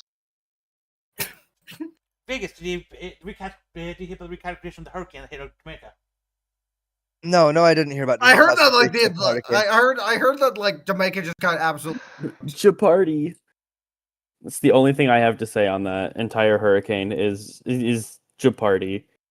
No one will understand. You're I a think I- party. It got reclassified this week as Category 6. that hit. It Oh. first of its kind. Oh Yep. Jesus! And that's gonna hit Florida? Hopefully. Oh no! Sorry, that oh, was hold mean. on. I gotta warn Pinky. No, Scotty, you're gonna lose your film. Yeah, Husband, it was wait. upgraded from Category 5 to Category 6 this week. Echo, it's fine. I have an account on FatLife. I can get more fanboys. And that's I just checked on it today. It was given how damage it did and how it just like leveled the entire country. It got moved to Category 6, the first in history. Oh Jesus! So this hurricane's stronger than the finger of God. Oh God! Florida's about to get fingered. Yeah, that settles that. That's becoming a fucking written rule. What? No more fucking video games in the background of episodes unless the video game is the purpose of the episode. What if I'm just building shit in Crossout and I'm so hot? I don't care. It's becoming a written rule. No fucking video games like during an episode unless we're playing it for the episode. That's becoming a written rule. No. Like after tonight's fuckery, and like between me getting pissed off, like partially because I kept getting fucking spoken over because of a fucking video game. You know, partially because like half of this episode has just been fucking Azzy talking about playing a fucking video game. You know, and also like fucking like Azzy getting pissed off at the video game and leaving. I'm making that an official fucking rule. Like I'm adding that to the server rules tomorrow. All right. Cause like I'm fucking I'm irritated by that shit now. That's fair. Like fuck you. Pay attention to the conversation. You know. I have been. No, I don't mean you. I mean in general. Like I feel like that's not an unreasonable request. You know what I mean? Yeah, and Like half of the point of the show is, you know, like talk, have conversation. You know, like a conversation is I say some shit, you say some shit. Not so not do you like want me to? I say some shit and then you say some shit about your video game that like we. Do you want me can't to get see. off? Do you want me to get off Crossout? Because I've just been kind of tweaking build shit. No, because While talking to y'all. you're actually behaving. You're like A, it's not an official rule right now, and B, like you're actually behaving. You know, like you're just like just pottering about. It's fine. You know, like what you're doing right now, I view the same as somebody like being on the show and like I don't know, like making a cup of tea in the background or like cleaning the kitchen or something. It's like you're still engaging and taking part. Yeah. Yeah, whereas like fucking Once that does become official rule, am I just not gonna be able to like fuck with shit and Crossout if we're talking like even if I am like. But I Still, think if it's just something like that, just like, you know, I'm just like on cross out there, like fucking a build, like I'm still you're still paying attention, yeah, all good, it's fine. But like actually All playing the game, nah, like I'm banning that shit. All right, yeah. If we're doing like videos, then no. Unless you go like 2 monitors, then like fair. But like, yeah, I don't think I've never had cross that up when we're doing. I normally like pull like something up whenever we're talking, just so I can do something with friends. Like yeah, that. Which like understandable. I mean, just like fucking when like with like a few minutes ago with Azzy and Soda with Dead by Daylight, where it's like fucking. Like it was like I got like 20-minute gap there, which is like I would just shut the fuck up because they were just like fucking talking about their game while they were actively playing it. It's like it's not exactly fucking good content, is it? Like you need no fucking day that. Yeah. You know, and then fucking, you know, like fucking leave early from the show because my game has pissed me off, and it's like you shouldn't have been fucking playing it in the first place. We're trying to fucking podcast here. Well, like the point of the show is like we have a conversation. Yeah. You know, like I've let it slide for this long because like like it happens a little bit, but like people still like fucking pay attention and engage, and they're not fucking doing that anymore, and I'm officially fucking done with that shit. So like, nah, I'm gonna start being an arsehole about it. That's fair.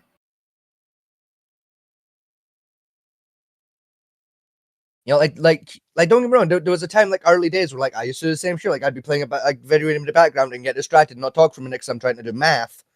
You know, and I figured out, I'm doing that like subconsciously. I need to stop doing that, so I'm gonna stop doing the video game and actually partake in my own fucking show. You know, like so I feel like if I'm doing that, it's not unreasonable for me to expect everyone else to fucking do it. You know, like yeah. You know, maybe I'm just the fucking asshole or something, but fucking I don't know. I feel like I'm justified. Nah, you're good. He said. I'll bring this video up because it's something I want to talk about. Now, I will say. All right, let me save this build real quick and close the game. It's AI generated, but the case isn't. Right, what the video I'm using, part of the video is AI generated. I've seen 2 versions of the video so far with the different judges. Oh boy! Case. But the case itself, that's talking about, is actually a real case that went through the court. I think it was last month. And that. Okay. So let's talk about the context of the case. I want your opinions on. Everyone ready? Yeah. Your kid didn't even get a thank you, and now you're suing him? What the hell is wrong with you? This poor man saved a baby's life, but ended up being sued for $500,000. That was a reckless rescue, and he should take responsibility for the consequences. The incident took place in Texas. Jason Miller, 25, was walking down the street when he saw a baby slipping through the railing of a 5th-floor balcony. He immediately rushed over and caught the child just in time. However, the impact was so strong that the baby suffered multiple fractures in both arms and legs, and Jason himself was injured. Despite the pain, Jason held the child, called 911, and stayed with the baby until the ambulance arrived. A few days later, the baby's mother filed a lawsuit against him, accusing Jason of reckless rescue. It was a reckless rescue. Because of him, my baby is still in the hospital. Is it really wrong for me to ask for some compensation? He saved your kid, didn't even get a thank you, and now you're... Now, I did check. The case is real. The case was real. The video is AI as fuck, but the case actually was real. Yeah, the video is AI as fuck, but I think I did about that case. Or at least like a little bit about it. Never really looked into it, but I did hear about it. What is in there, Vegas? So you were trying to say something and you cut off. No, all I was gonna say was it's literally not worth me giving my opinion on it because I will just get fucking irate, and I do not have the energy to get fucking angry right now. Why are you getting irate over? Like the fucking mother. Ah. Yeah, like if that man hadn't stepped in, your baby would be fucking, splattered all over the ground. Dog, it ain't even that. If she was doing her fucking job as a mother, the man wouldn't have to step in to save the baby in the first place, because how the fuck does a baby slip through a fucking railing? Yeah, I mean... Yeah. The video part from the 5th floor. The video part we see the guy catching the baby, that's real footage. I'll submit to the court. That I did check, that is real, him catching the actual baby. And that. Right. You know, and like say, he caught the baby, he was injured himself. I think he got the kid showed and a fractured collarbone from it. Got the baby to the ambulance. Got the thing, baby had, I think, like, both legs were broken, arms broken, 2 broken ribs from the fall and the catch. So the mother, like, basically did something for a reckless rescue, saying that you should have rescued the child in a more safe manner. How about fucking child endangerment? Yeah, and plus he had like what, 5 seconds at most to respond. Yeah. Like, oh yes, let me pull out my calculator and calculate all the angles. Fuck off. Now, Sorry, reckless I'm rescue sorry. is generally a rule placed for like fire brigade. You know, they try and pull you out a building, they just grab you out of the car and throw you to the deck. Type thing. That's classified as reckless rescue in general terms. But I think I looked over the case and the witness statements that I found, and yeah, the guy was basically walking down the street, heard a noise, looked up, and big baby fell. You know, I've heard of it's raining men, but it's raining babies.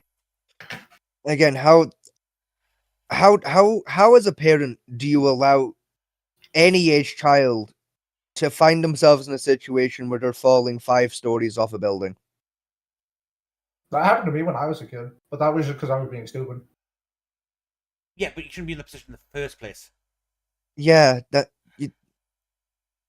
fact that your mother left you unattended long enough for you to get to the 5th floor of a building and find yourself in a position where you might fall off the building. No, it wasn't. It was because so when I was like 5 years old, 5, 6. I think it happened when I was like 4, 5 years old. So the stairs in our apartment building didn't have like a backing to it, right? So if you weren't careful, you could just kind of like slip right through the stairs, right? Right, okay. My mother was doing laundry, and I was going up the stairs because I wanted to go up to our apartment. And I don't remember what happened, but I found myself because I had slipped through said stairs. Your mother should know you go up the stairs by yourself. You're 5 fucking years old. Yeah. Like, that's still child endangerment and or just fucking neglect. Yeah.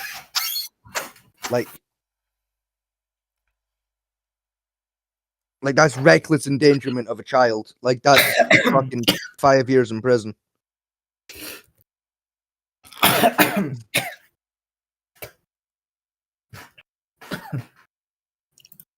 one of the cases that I came across. Like, I've seen like 3 variants of that video with like different judges and mothers screaming.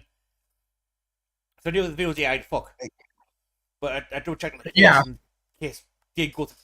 What gets me the worst part about that case is it made it through until I think it was the second judge took over because of delay and something. And went to another judge for judgment, and it was the second judge that blew at the mother over the even the filing of the case. I didn't agree with. It said the case should have never been filed. This is the thing between that case and that story Echo just told, right? Echo, I hate you. I hate your mother, and I hate your fucking country. What did I do? You didn't by default understand that your mother allowing you at the age of 5 to climb up an unbacked staircase alone wasn't child neglect. So I hate you for being a fucking idiot. I hate your mother for being fucking worthless as a human being, and I hate your country for facilitating and encouraging this nonsense. I wish varying levels of misfortune upon all 3. Like, I wish for you to forever have damp socks. I hope your mother steps on an anti-tank mine barefoot, and frankly, I hope your country catches fire. My mom's not fat enough to set off an anti-tank. Not with that fucking attitude. You've not seen the anti-tank mines I can fucking build. And you do know anti-tank mines only require about 60 kilos of pressure to go off. Like, if that is why if you build an anti-tank mine correctly, a bag of fucking sugar will set it off. Oh yeah. Anti-tank mines are adjustable. Not the ones I fucking built.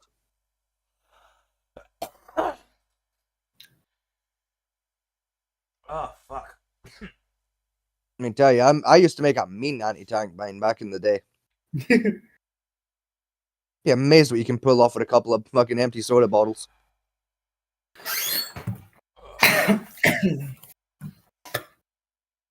I have noticed, how I've noticed recently on like, especially on my feed, is that there's a thing going on like dogs rescuing children, right? It was actually a cute videos going back a few months back, but recently my feed's been flooded with like AI generated version of like a dog trying to push TV back up for a child, and it leaves the dog's head face on the fucking TV. Yeah, you know.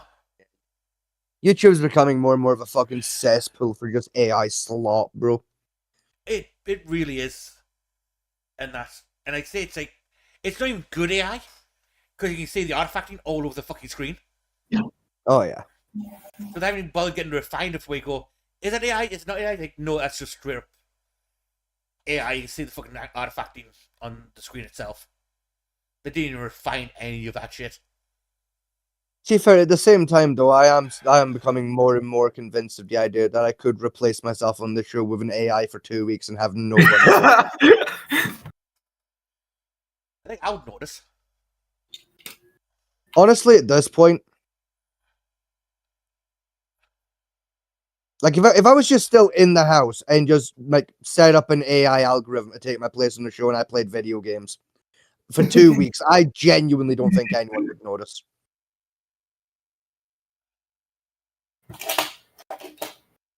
What, would you just trade it off the quote? No, I'd just manually program it. Like I just manual train it. Like it ain't even hard to just feed it custom prompt scripts and just like give it a built personality based on my own.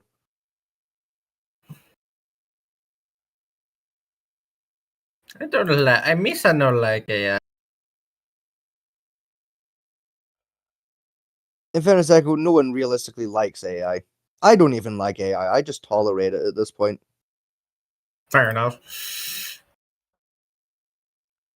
No, I have a very similar opinion towards AI as I do the French. I tolerate its continued existence.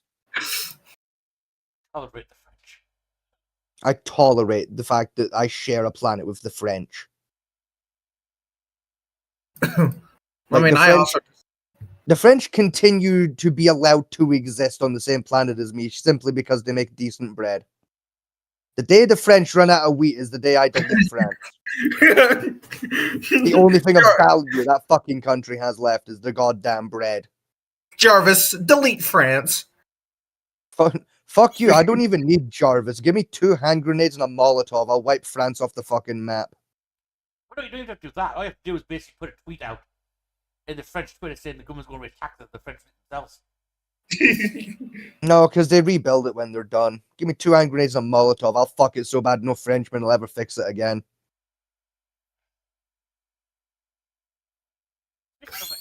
Move on a little bit for that bit topic. Have you seen some of the new spells coming out in the new module for D&D? No. No, I haven't. No, but I'm gonna go ahead and pre-guess my response and like opinions. It's gonna be dog shit. Well, essentially what they've done is they've introduced circle casting as a mechanism. They've introduced what? Circle casting. Okay. Essentially, the way the rule works is if you got a party of basically pure mages or get enough mages together, they can channel all of them into one spell and cast one spell at a much higher effect ratio. That actually sounds really cool. Like Divine Guardian spell, which basically protects you from any really attacks for a set period of time. For basically, if you get 6 wizards of level 6 spell slots to cast a spell and use a sapphire, you can basically cast a spell to power cover like a whole city or a continent type bullshit.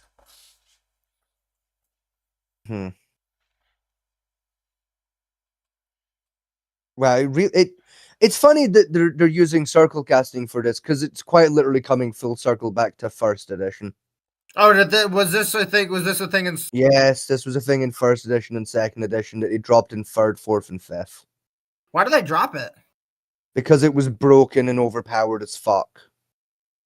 Oh, so everyone was just running fucking like. I mean, yeah, think about it. Echo, I fuck, you know, in 2nd edition D&D, if you built a mage, you were basically, like, immortal by level 4 because of circle casting. Oh. At least if you knew how to build your mage correctly. I mean, yeah, you got to think, like, Fireball's already down to spell it. The Fireball's what, level 3 spell? Level 4? I believe? Technically, yes, but to be fair, in 1st and 2nd edition, it was level 1 and a lot more busted. Yeah, but even So what's your opinion then on them bringing it back? I weep for the future of humanity. Like, fucking, like what's happened here is Wizards of the Coast have gotten bored of fucking with the stuff we already had, so has decided to fuck with this, like with the stuff we already had. Yeah. That was already fine. Because They've decided we're gonna take this old system that only old as fuck DMs use once in a while for flavor text, and I can guarantee they're gonna implement it to be 10 times worse than it was. Because it's either gonna be 10 times more busted, or it's gonna be about as useful as a condom in a convent. Thus making it a pointless fucking exercise.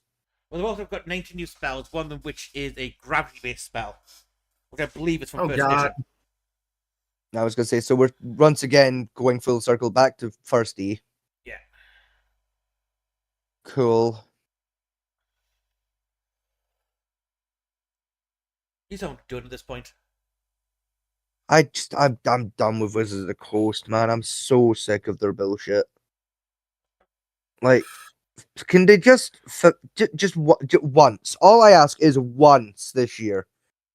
Could they just have an original thought or idea rather than just rehashing old shit they did 20 years ago and or just straight up stealing shit from the community? Of just like, oh, look, there's this homebrew rule the community's been using for a decade straight now. Yeah, let's just make that canon, job done, only we're going to fuck with it and make it far less useful, less effective, less user-friendly, and just all-round shitter than it already was, and expect everyone to just use it that way, because fuck you. Big corporations at their finest, ladies and gentlemen. Like, what was the homebrew rule, if you don't mind me asking?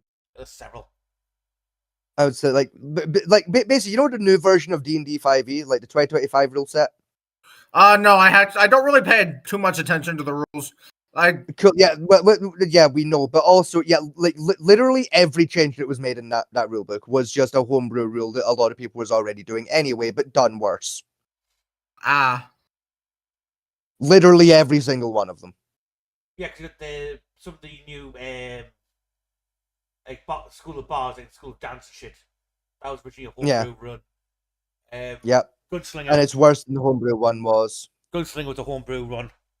And and again, the Gunslinger one is worse. Yeah. I hate it, dude. I fucking. Are you good, Fat Man T? Sneeze. Like Wizards of the Coast used to be a company of the people, and just over the last 5 years, they've just turned more and more into fucking EA. I fucking hate it. Especially with the new fucking BTT they're trying to push on everybody. Like you guys got to understand, this is the 3rd time in my life, including EA themselves, I've watched a company do an EA. Well, what were the other ones? Ubisoft. No, not even Ubisoft, because there's one that's far more painful than Ubisoft. Oh, which one's that? 2K. Fair enough. Like, remember when 2K was actually a decent game company? Remember when 2K did the godly, the perfect job of remastering Sid Meier's Pirates, and it was literally God's gift to video games. Do you remember back then, back when life was normal? Compare 2K, the 2K company that did that, to 2K now, where they just Control-C, Control-V the same 4 fucking games every year. Well, EA did that with FIFA for all the time. Yeah, exactly. That's what I mean by this is the 3rd time I've watched a company, including EA, do a fucking EA. of Control-C, Control-V, and while we're at it, we'll just steal shit from the community and do it worse. I mean, to be honest, I think Boycott's doing the same thing. Ubisoft with Assassin's Creed now. They're just basically they're just doing the Control-C, Control-V part. They're not at steal from the community yet. They're not fucking far away from it. They've pushed the line a couple fucking times, but they're not quite there. They've pushed that line very close to the edge, shall we say? Oh, they've brushed it a couple times, but they've not quite crossed it yet. Yeah. Yeah, it was like apparently from what some internal document being released, a few of the YouTubers variants is apparently they're going to update the license agreement in a couple of years' time. Whereas for those who stream content of D&D, you can only use the D&D's own official VTT if you're doing streams with D&D rule sets. VTT? Yeah, virtual tabletop echo. Foundry, we're using. So if you're planning to stream a module, a D&D module and all that, like a lot of players do, or use a module in that kind of content for, like, say, on the Critical Role site or Roll20, you can't do it anymore. You have to use only their VTT system. That's bullshit.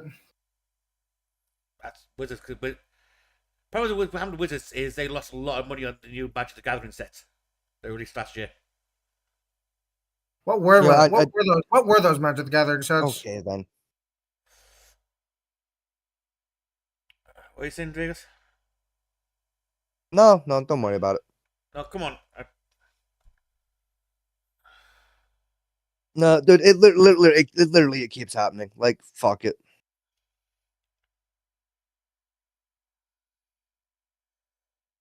Are you mad at me or? I'm just mad in general now. Like, it's fine. What did I do? It's literally like 4 times in a row now. I've gone to say something and you've just talked over me. Oh, like okay. Like it apparently it's just today and this episode. Like, fuck it. Like, okay. I didn't mean to. I didn't even realize you were about to. I know you didn't. I know you didn't mean to. That's why I'm not mad at you. I'm just mad in general now. Like apparently God and or the internet just has a sense of humor today. Like, okay. What are you saying about Magic the Gathering? All I was gonna say was, yeah, that's definitely what did it. Not like the mass exodus of the, like, D&D fan base when they tried to fuck with Critical Role. Like, sure. That was a claim for when they started redoing the licensing agreement, because they said they lost a shit ton on the new sets. Because the only revenue they've got left is Dungeons and Dragons and the Magic the Gathering sets they've put out at the moment. Say that, but Pathfinder's still weirdly profitable. Is Pathfinder Wizards? Yeah. I thought it was a different company who did Pathfinder. No, it's Wizards. It's canon to D&D. It's a side story. I know they are losing money to take Apotheosis. That's bashing their face. I know. Apotheosis has been fucking them since the Critical Role falling out. Yeah, Apotheosis and a new one that's been released recently. Towtree. That sounds about right, yeah. For the Towtree for the tabletop RPGs. That came out, I think, finished its Kickstarter this month, and it's basically been bashing them as well. Because it uses the D&D dice style system. But the magic skill and power skill apparently is different in it. And that. Because I know Wizards tried to patent the standard 7 die we use for D&D as their own idea type thing. Yeah, that didn't fly, given that all 7 of those dice have existed for a lot longer than their company has. Yeah. But other news, do you hear about Power World and Nintendo? Oh yeah, I have. I've been. Yeah, I mean, I heard that their fucking copyright thing on the fucking Fro Catch Release Monster bollocks was overturned. It was overturned in Japan. Here in because gamers have raised such people have raised such hell over it. Sorry, my brain decided not to work there for a second. No, the American Patent Court still uphold it for some stupid reason. I can't figure out why. No, they are, but they are taking a new. They the patent office is going to review it. They won't. I know the patent office in America. They won't review it. They won't review it. Fuck all. They never have done. And that, unless you prove an absolute court case on it, which no one's going to bother with, because it's a stupid case. But yeah, the Japanese court basically said that because of other games that already exist and had a similar mechanic, they can't claim the patent that have to do with a new patent type idea. So what Nintendo's now pivoting to for the Japanese courts is the fact that you have to use a ball to catch the monster. Nintendo is such a fucking dick. I fucking hate.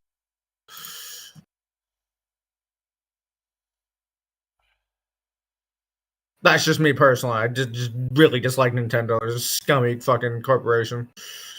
No, I'm with you. Like, I mean, I remember the good old days where like being a creative, the entire point was make money, but also like you're creating a share. Yeah. So it's like if people want to like build on your idea, like that's fine. Like it's this thing called inspiration. Like literally how art has worked since the invention of art. Yeah. I mean, yeah. Of hey, look, that guy drew a cool camel. I think I can draw a better camel. Yeah. But the game industry itself, right? Everyone recycles mechanics. We look at the like that's just the thing that happens. Like somebody will create a mechanic, people will be like, "That's so shit. That's a good mechanic. We should put that in our game because it's a good mechanic. It's a fair mechanic." Because that was the case, then basically 3D Realm would basically sue every first-person shooter game in existence. Yeah. They're the first one to go with a 3D first-person shooter. With Doom and To be fair, the amount of money they'd make, they might actually be able to make a decent fucking Doom game. I don't think they were make anymore, do they? Doom? I think it's Eidos Studios now do it. Technically, yes, but like both are owned by Bethesda now, so it's like, I forgot Doom here actually. I can't find it. Fuck. Oh, there it is. Because I know some of them were 3D Realm, but other ones have been like, is it AO Studios or Iono Studios, something like that. The original Doom. And I know both are owned by Bethesda. So original Doom was 3D Realm. They did Duke Nukem and all them as well. Yeah. It's ID and Bethesda. That's ID that does it now. Yeah. But like I said, both ID and 3D are owned by Bethesda. So technically, yes, they'd still do. Yeah. Yeah, because Bethesda, like that's why Bethesda gets to publish Doom and the Wolfenstein games is because they own the IPs because they bought 3D Realms out. I didn't know what they were bought out. Yeah. Oh, that was like fucking. That was like PS3 era.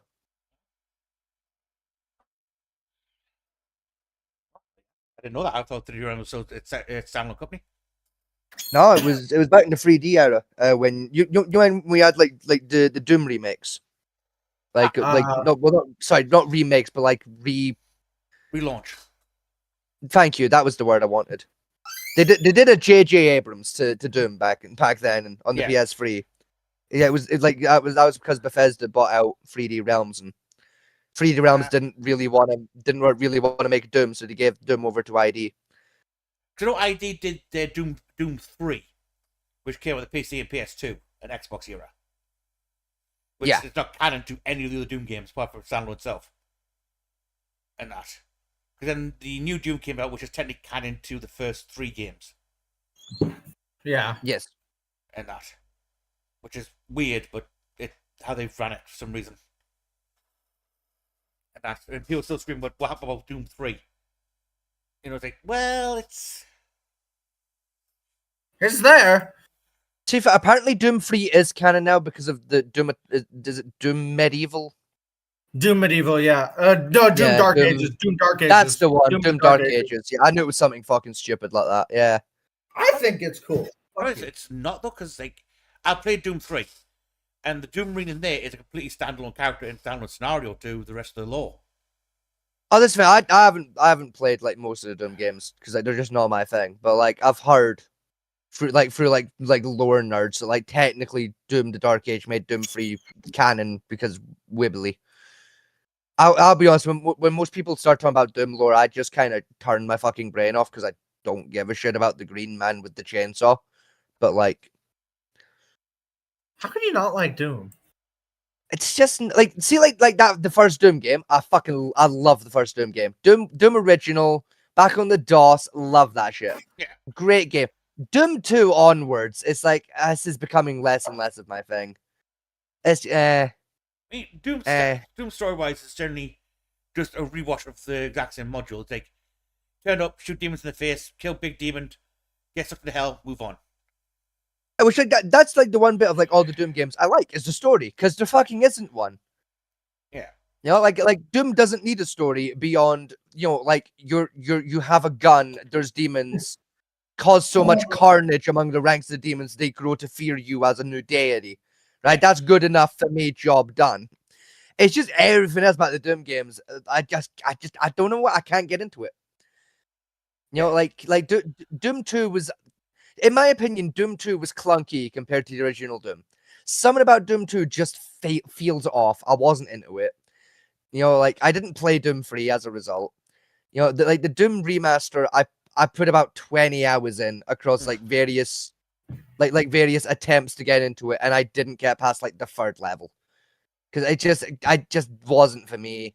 It was too dark lighting wise. I couldn't see what the fuck was happening. Yeah. You know, I then skipped a few, and then the one before, is it Doom Eternal? The one before the Dark Ages. Yeah, the one before the Dark Ages one. Like I played that for like maybe 4 hours, and I was like, I mean, like, it's alright. Like, you know, like yeah, gore, blood and guts, shotgun, neat. I love this Doom is Eternal. this is just Halo with demons instead of like aliens. Like I'm kind of bored. Brother, Halo. I didn't. Oh, sorry, Fabian. Sorry. Even with Halo has an understandable low point from start to finish. There's some flashback areas like with Reach and stuff that pop up later on where it should be first, but still, the lore is followable. With Doom, right, the lore with Doom starts off as a meme where demons killed my rabbit. I'm now going to murder every demon in perpetuity. Yeah, you know. Then which, Doom 2, like, fair enough. Then Doom 2 popped out, which the reason why that feels clunky for is because it tried to use the same engine mechanic that used in Quake. First Quake game, which kind of didn't really work for the Doom system that much. And again, the law that again there was, he went through hell, killed everything there, went to Earth, and oh shit, he missed a bit, type thing, and then start again. Yeah. Doom 3, however, the law completely changed there because then you come to the bog standard mercenary, who basically has a job on a Mars station where the doctors do fuck shit, and you end up having to deal with it. Right, so a completely separation from the law. Then the new Doom came out, which technically links back to the original 2 games, not the 64 variant. That's a different thing entirely. Where you're the same Doom Ring from them games, you spent a long time in hell, and then they started to try and create more lore to make it sound more important at the back half of it. But my main gripe with Doom as a game process is the first 2 Doom games you couldn't like zoom in or like sight your gun because, let's be honest, the power there didn't exist on the games themselves. Right, they didn't have an up and down look. They had basically just strike fight everything in sight. Yeah, yeah, it was kind of like GoldenEye back in the day, where it kind of automatically did vertical for you. Yeah, it was a weird, because I remember I'd retry playing Doom again on like the Nintendo SD. When it came out yeah. And I think it takes a little bit. Aim up, you bastard! Up! I bought it on my Switch like a couple years ago, and it took me a good like 2 hours to remember that it does that. Yeah, because I kept trying to aim up and like try to like jump shot a bad guy, got annoyed and just shot the wall, and then watched the bullet glide up magically like I had fucking aimbot and went, oh yeah, fuck, this game aims up for you. Yeah, I forgot. Yeah, there is no aim up. Yeah. Yeah, it took me about 2 or 3 hours to figure that out because that first imp on the pedestal. Yeah, literally the same. Yeah, same guy, same fucking like when you're going. I think it's like the third room of the second room of the second level was the first like guy on a plinth, and it's like, how do I shoot you an hour in? Fucking click. Oh yeah, the game aims up for you. Ah yeah, fuck, I'm an idiot. Yeah. Mm-hmm. Spent an hour trying to jump shot, little fucker. Now they have added the look function.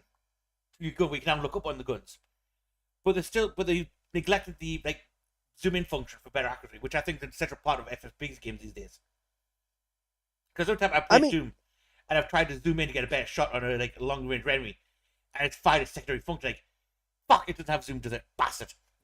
Fuck, shit. I mean, I will give you that. Like, if you're expecting zoom, and it's not there. Like, it can be nippy, but like, I argue Doom doesn't really need like a zoom function because it, like, realistically, like the two main weapons when it comes to Doom in terms of pop culture is a shotgun and a fucking chainsaw. You don't got to aim with those. Yeah. You know, like, the game is kind of designed with the idea of fucking run at it and shoot it. You're the Doom Marine. What's it gonna do? Kill you? You can respawn. That's one thing I did like what Doom 3 did. That the new Doom games didn't do, which I think was a miss. Is every time you count a new enemy, and you can kill them certain of the enemies you come across, you've got actually a video in your intel section, which give you basically a documentary split down of the biology and historical context of each enemy you fought and where they came from. I mean, you get codex entries. Yeah, but still, like, I mean, I get it's not the same, but it still gives you a good bit of lore, like for. See, the thing is, though, is like that's great if like you're like Fat Man Teen, it's like you like the lower side of games and shit. Yeah. Like I'll be honest, I ain't ever gonna boot up a Doom game because I want to know about the lore of the demons. I'm booting up Doom because I want to just pop a fucking demon like a pimple. That thing though, Doom 3, what I don't do is basically just mindless violence and just, like, blast level as fast as possible, killing everything in sight. Doom 3 actually had the element of survival horror. Which I wasn't big on. I wasn't big on that. That was the type of era the Doom dropped into back then. The Doom 3, they moved away from like just the mindless, like, I'm just going to shoot in the face and move on, to like, okay, you've got to think about this, you've got to move, around the base from different zones to redo some areas to go back and forth. A bit like first-person version of Resident Evil at the time. Yeah, it's like cool concept. It just I argue that would have made a better standalone IP over a Doom title. That's like I did. Like I booted up Doom expecting Doom and got given Resident Evil, and it was like, this isn't for me. Yeah, basically took the Half-Life formula and remade it a little bit better. Yeah, Doom 3 came out at the same time Half-Life 2 did, and I feel like enjoyed that format a lot. And so Doom went the same way, which I agree was a good move to move that way and rebuild the IP from a new. Because that's what they did, they didn't recycle the IP from the original Doom and remade an entirely new IP and lore background for the game. Yeah, like I think that would have worked better, like for Doom, like that particular Doom title, but it did. I said, like outside of that first Doom game, just Doom's never really been my thing. It's just, something about it just, and for me, like I find it, like with the newest ones, especially, it's either I'm bored or I'm so overstimulated I want to tear my eyeballs out because there's so much going on my screen and all of it is a bright color. Yeah, I think like Doom 3 was more that muted color, an actual like realistic world environment rather than the bright, flashy beam rays and weird shit going on dancing around the screen half the time. For me, I argue Doom 1 got it right of like that nice balance between cartoony bullshit and a little bit of realism. Yeah. Whereas like Doom 3 went too far realism and the newer games went too far cartoony bullshit. Yeah. It's a hard balance. Like I wanted Doom 3's low for Doom 3 to continue on. Right? 'Cause I thought it was a great shift for the IP. It moved it more into a low-based like survival game with guns type thing. Whereas the new Doom game seems to have gone for a sort of first-person shooter / RPG element / lore collecting element. Yeah. The game, because now you've got upgrades to your guns, you've got upgrades to your suit by collecting items. It could take more of the RPG vibe into the game, where Doom didn't need that. as its vibe. Because basically collect guns and shoot things in the face. At the same time, I don't mind the RPG system they've got going on with Doom. I think that's fine. Yeah. Like, it does its job. I don't mind it. You know, like it works. It's just everything else about the new Doom games. You know, it's like the gunplay, fabulous. You know, the gun kids for me, it's like level and graphic design. We're just like the levels are either Doom has two settings these days. It's either there's 2 enemies on this entire map and it's 8 square miles, or there's 18 enemies on this map and it's 2 millimeters. Yeah. You know, so I'm either bored or I am so just sensory overloaded that I cannot have fun because I have a headache. You know, like. You know, and again, for me, Doom, like, again, with Doom 3, I booted it up going, oh, Doom, and was greeted to Resident Evil. And it's like, I didn't buy Resident Evil, I bought Doom. This isn't what I signed up for. Like, go away now. I thought that when I first booted up, when I got it. Like, this is the Doom lore. But then after I played it, because I did generally enjoy playing the game. You know, I quite think, okay, I like the direction to pulling Doom into. You know, a more lore-based exploration type game, like the Half-Life type thing, which I thought great direction for the system. I wouldn't have called it Doom 3. I would have called it, you know, Doom Remake or Doom complete this apart from the IP. Still use the Doom title, but I can really depart from that type thing. I wouldn't use Doom 3 as its moniker. But the thing was, make it like a spin-off or something. You know, like Doom Alternative or something like that. You know. And build an IP around that, which I think would have worked well because it filled the void in between the point of minor shooting violence, because it had some of that into like exploration and puzzle solving aspects of the game. You know, which I thought blended quite well with the Doom lore and feel, and that for like a horror survival type game. But then, then the new Doom came out, like, we forgot Doom 3 existed, and just. Went back over. You know, at the same time though, like again, like for me, like I'm like, especially like with Doom, I don't give a flying fuck about the lore with Doom. Like, you know, I don't like it when games do that. You know, where like you have something like Doom, where like the first couple of games, like, okay, it's a boomer shooter, go do your thing, go. And then all of a sudden, it's like, okay, now it's you're a librarian simulator. Go collect these 15 lore books. It's like, I don't want to collect the lore books. I don't fucking care why the demons are demons or why they're here or the political ramifications of me pressing that button. Like, I don't care. I'm here to shoot the bad guys, right? You've made a handful of games now. We had an agreement here, video game creator. Why are you breaking my contractual agreement here? Why are you making Librarian Simulator when I'm here for mass murder genocide? I mean, you know, I can understand that, but at the same time, like a lot of those, like I'm not saying every game does it, but a lot of those games like that do add lore, they implement really, really well. It's really cool, like just to like I'm not read. Yeah, like, I'm not saying like don't add fucking lore to the games. Like I'm not saying that. I'm just saying like don't make like a big like point of the game being go collect the lore. Make it be like it's there if you care. Like Mass Effect, right?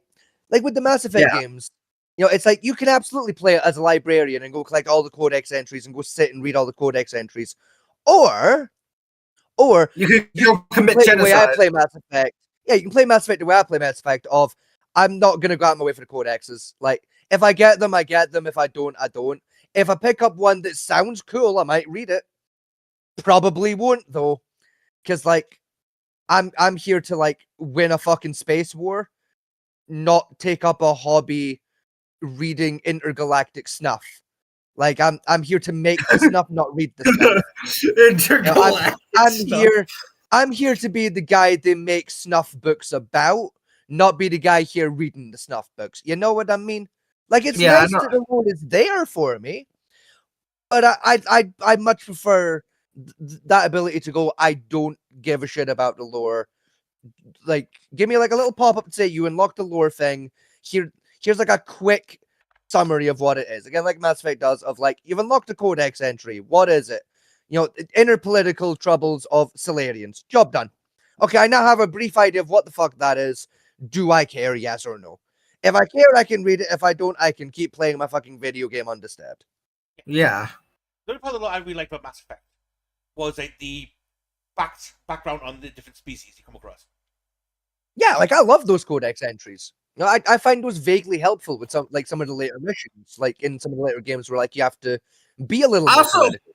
I also liked learning about the I think I might be misremembering, but I know some of the games had like lore about like what the guns that were built like. Yeah. Like when you collected guns, you got new lore about what like this is who built the gun. This is like what it fires. This is what it do. Not quite. And I thought that was really cool. You got a lot of background of the technology that existed, not that individual guns. Yeah. Well, no, you did get it for individual guns. You can go into the armory and read like the lore of like all the weapons you unlock. All right. Which again, like, it's really cool, really fucking cool that that's a button and an option that I'm allowed to press.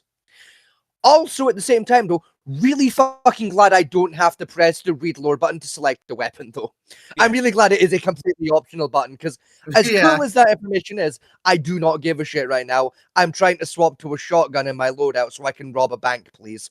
I think Mass Effect was one of those things where there was so much of it that wasn't really required to play the game, but then there was some of it that you really did need, like, especially on the individual species, because it helped with some negotiations.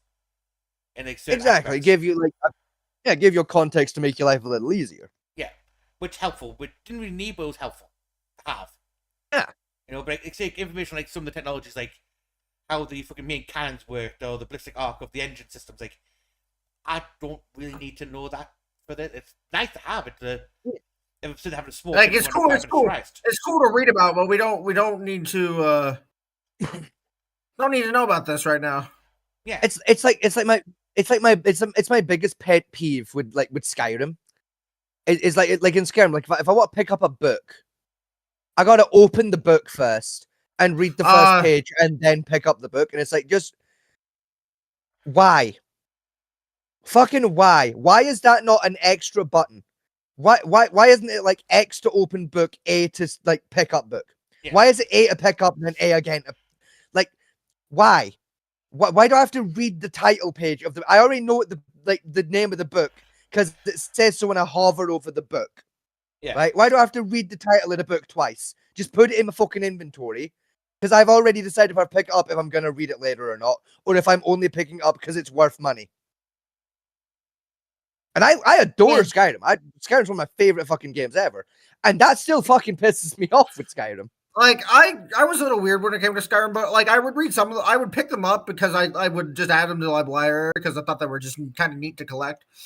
But some of those stories are fucking long. Cannot to read them all. I have no idea some of them stories. So I've not read all of them, but I've read about maybe 30% of the books scattered throughout Skyrim. Good God! And some of them are in separate separate volumes. So like the Life and Times of the Wolf Witch. There's 9 volumes. The lusty Argonian maid. That's 1 volume. That's 4. No, it's 4 now. 4 now. Yeah, it's 4. Because it's you get the first 2 with the base game. Hearthfire adds volume 3, and then it is Dragonborn that adds volumes 4 and 5. Because you find volume 4 becomes a random spawn chance in loot containers and enemies. Volume 5, however, is an unmarked quest item and a unique item that can only be found in one of the Falmer caves added in the DLC in the Forgotten Glade. You're telling me to read the whole thing. I gotta go out of my... You gotta go out of your way to find the 5th book, yes. Because it is low-key a little tricky to find. Because it's hidden in a Falmer hut at the back of a cave. You know, a bit of the cave, like most players aren't even going to walk through anyway, because it's kind of tucked away a little bit. Because why would it be easy? Yes. Because it's literally an Easter egg, that's why. You want to read smut about Horny Lizard Wizard? Horny Lizard Wizard? The Horny Lizard Wizard? Yeah, because do you know the law of the Lusty Argonian maid? No, I actually don't. I just know that it's lizard. Right. Lizard. In the third century, third era, a wizard was fucking about, got punished by a Daedric prince, and turned into a female Argonian. He was then sent back to the second era as the mortal Argonian maid, and then cursed again to be internally horny and basically try and sleep its way back to salvation. Huh. Not even the weirdest thing in Elder Scrolls lore, either. No. Yeah. Upsettingly, it's not even the horniest thing in Elder Scrolls lore. No, wait, what is we've talked about Vivek enough times on this show. Yeah. Just Google Vivek. Google Vivek lore and read all of that shit at some point. Yeah, we made the mistake of doing that. There's some wild stories in there. Oh yeah. Some good ones too, to be fair. Oh yeah. Most of it's just kind of nuts. Yeah. It's anyway. Right, it is 1 o'clock in the morning. Yeah. Much as I like nerding out, I like we're like it's been 22 hours since I fucking woke up. Yes. I don't love any of you enough. You woke up at 2. Yeah, I woke up at like 2 o'clock in the morning and then got up at like 4 because I just laid in bed and stared at my wall for a bit, pretending I wasn't awake. Sadly, your internal body clock doesn't count that as sleep. Yeah. And then we're going to like 3 hours. 3 hours 50. Yeah, listen, as much as I love nerding out, I do not love any of you enough to keep this going. Housekeeping. D&D is on Sunday. Episode 8, I believe it is. Oh, so yeah, it sounds about right. What? Yeah. Never mind. Actually, no, never mind. It can. Never mind. No. I already did my sigh of pain. What is it? It was just was something I wanted to continue with what happened last time when we ended, but it's fine. Yeah, we'll sort it out tomorrow. Like, yeah. Well, today for me now, but you know what I mean. Yeah, whenever you decide to wake up, whenever I decide to wake up. Exactly. When I stop being a corpse on my couch, we'll sort it out then. Yeah. Yeah, that's back Sunday, and before we move on for the modules. What else have we got coming up? Yeah, because I still need to finish that fucking monstrosity I decided to start. Yeah. Yeah, it's a side quest. What monstrosity? The homebrew.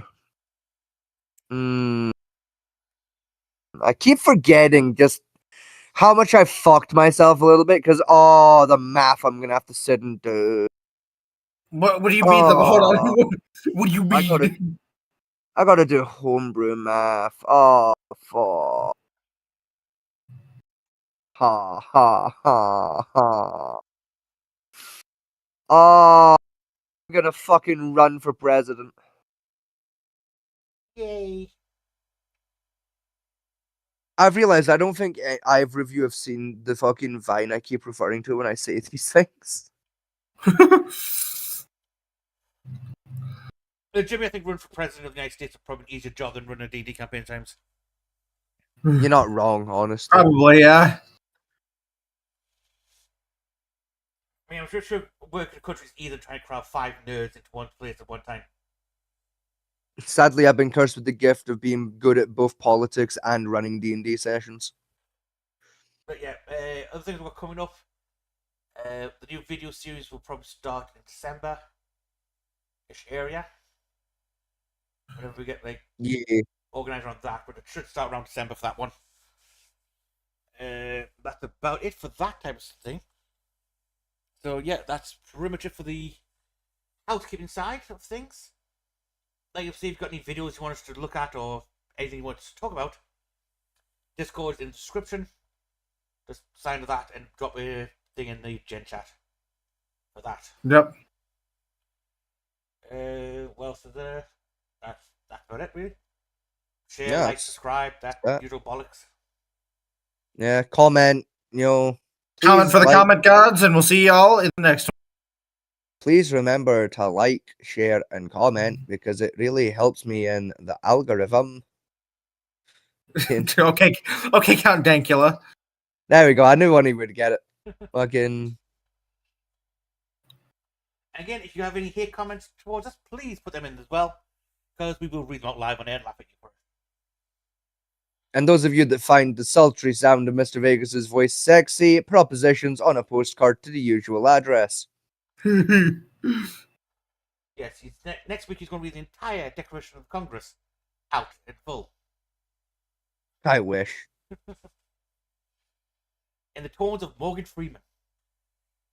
I feel like could really do that, like just read out the entire Declaration of Independence and like the fucking the cloud, the state letters. Mate, that cunt could read out a fucking tax return and I'd still be interested. The entire tax law of the USA. I mean, yeah, fuck. That's probably this. Probably, yeah. You can probably buy that. Honestly, there's probably an ebook of that now. Yeah. Like, there's probably an audio book of, like, yeah, like there'll be an audio book of Morgan Freeman just reading tax laws. That's probably a thing at this point. Anyway, it's probably AI, but still, it's still probably good enough to catch most people off guard with it. I mean, yeah. Anyway, yeah, fucking. Yeah. Good night. Good luck. Good night, y'all. Thank you for catching us, and we'll catch you all. Yeah, fuck it. Yeah, I fucked it up right off the bat. Let me try it again. Fuck. End the door. Thank you for joining. Thank you for joining us, everyone, and we will catch you all on the next one.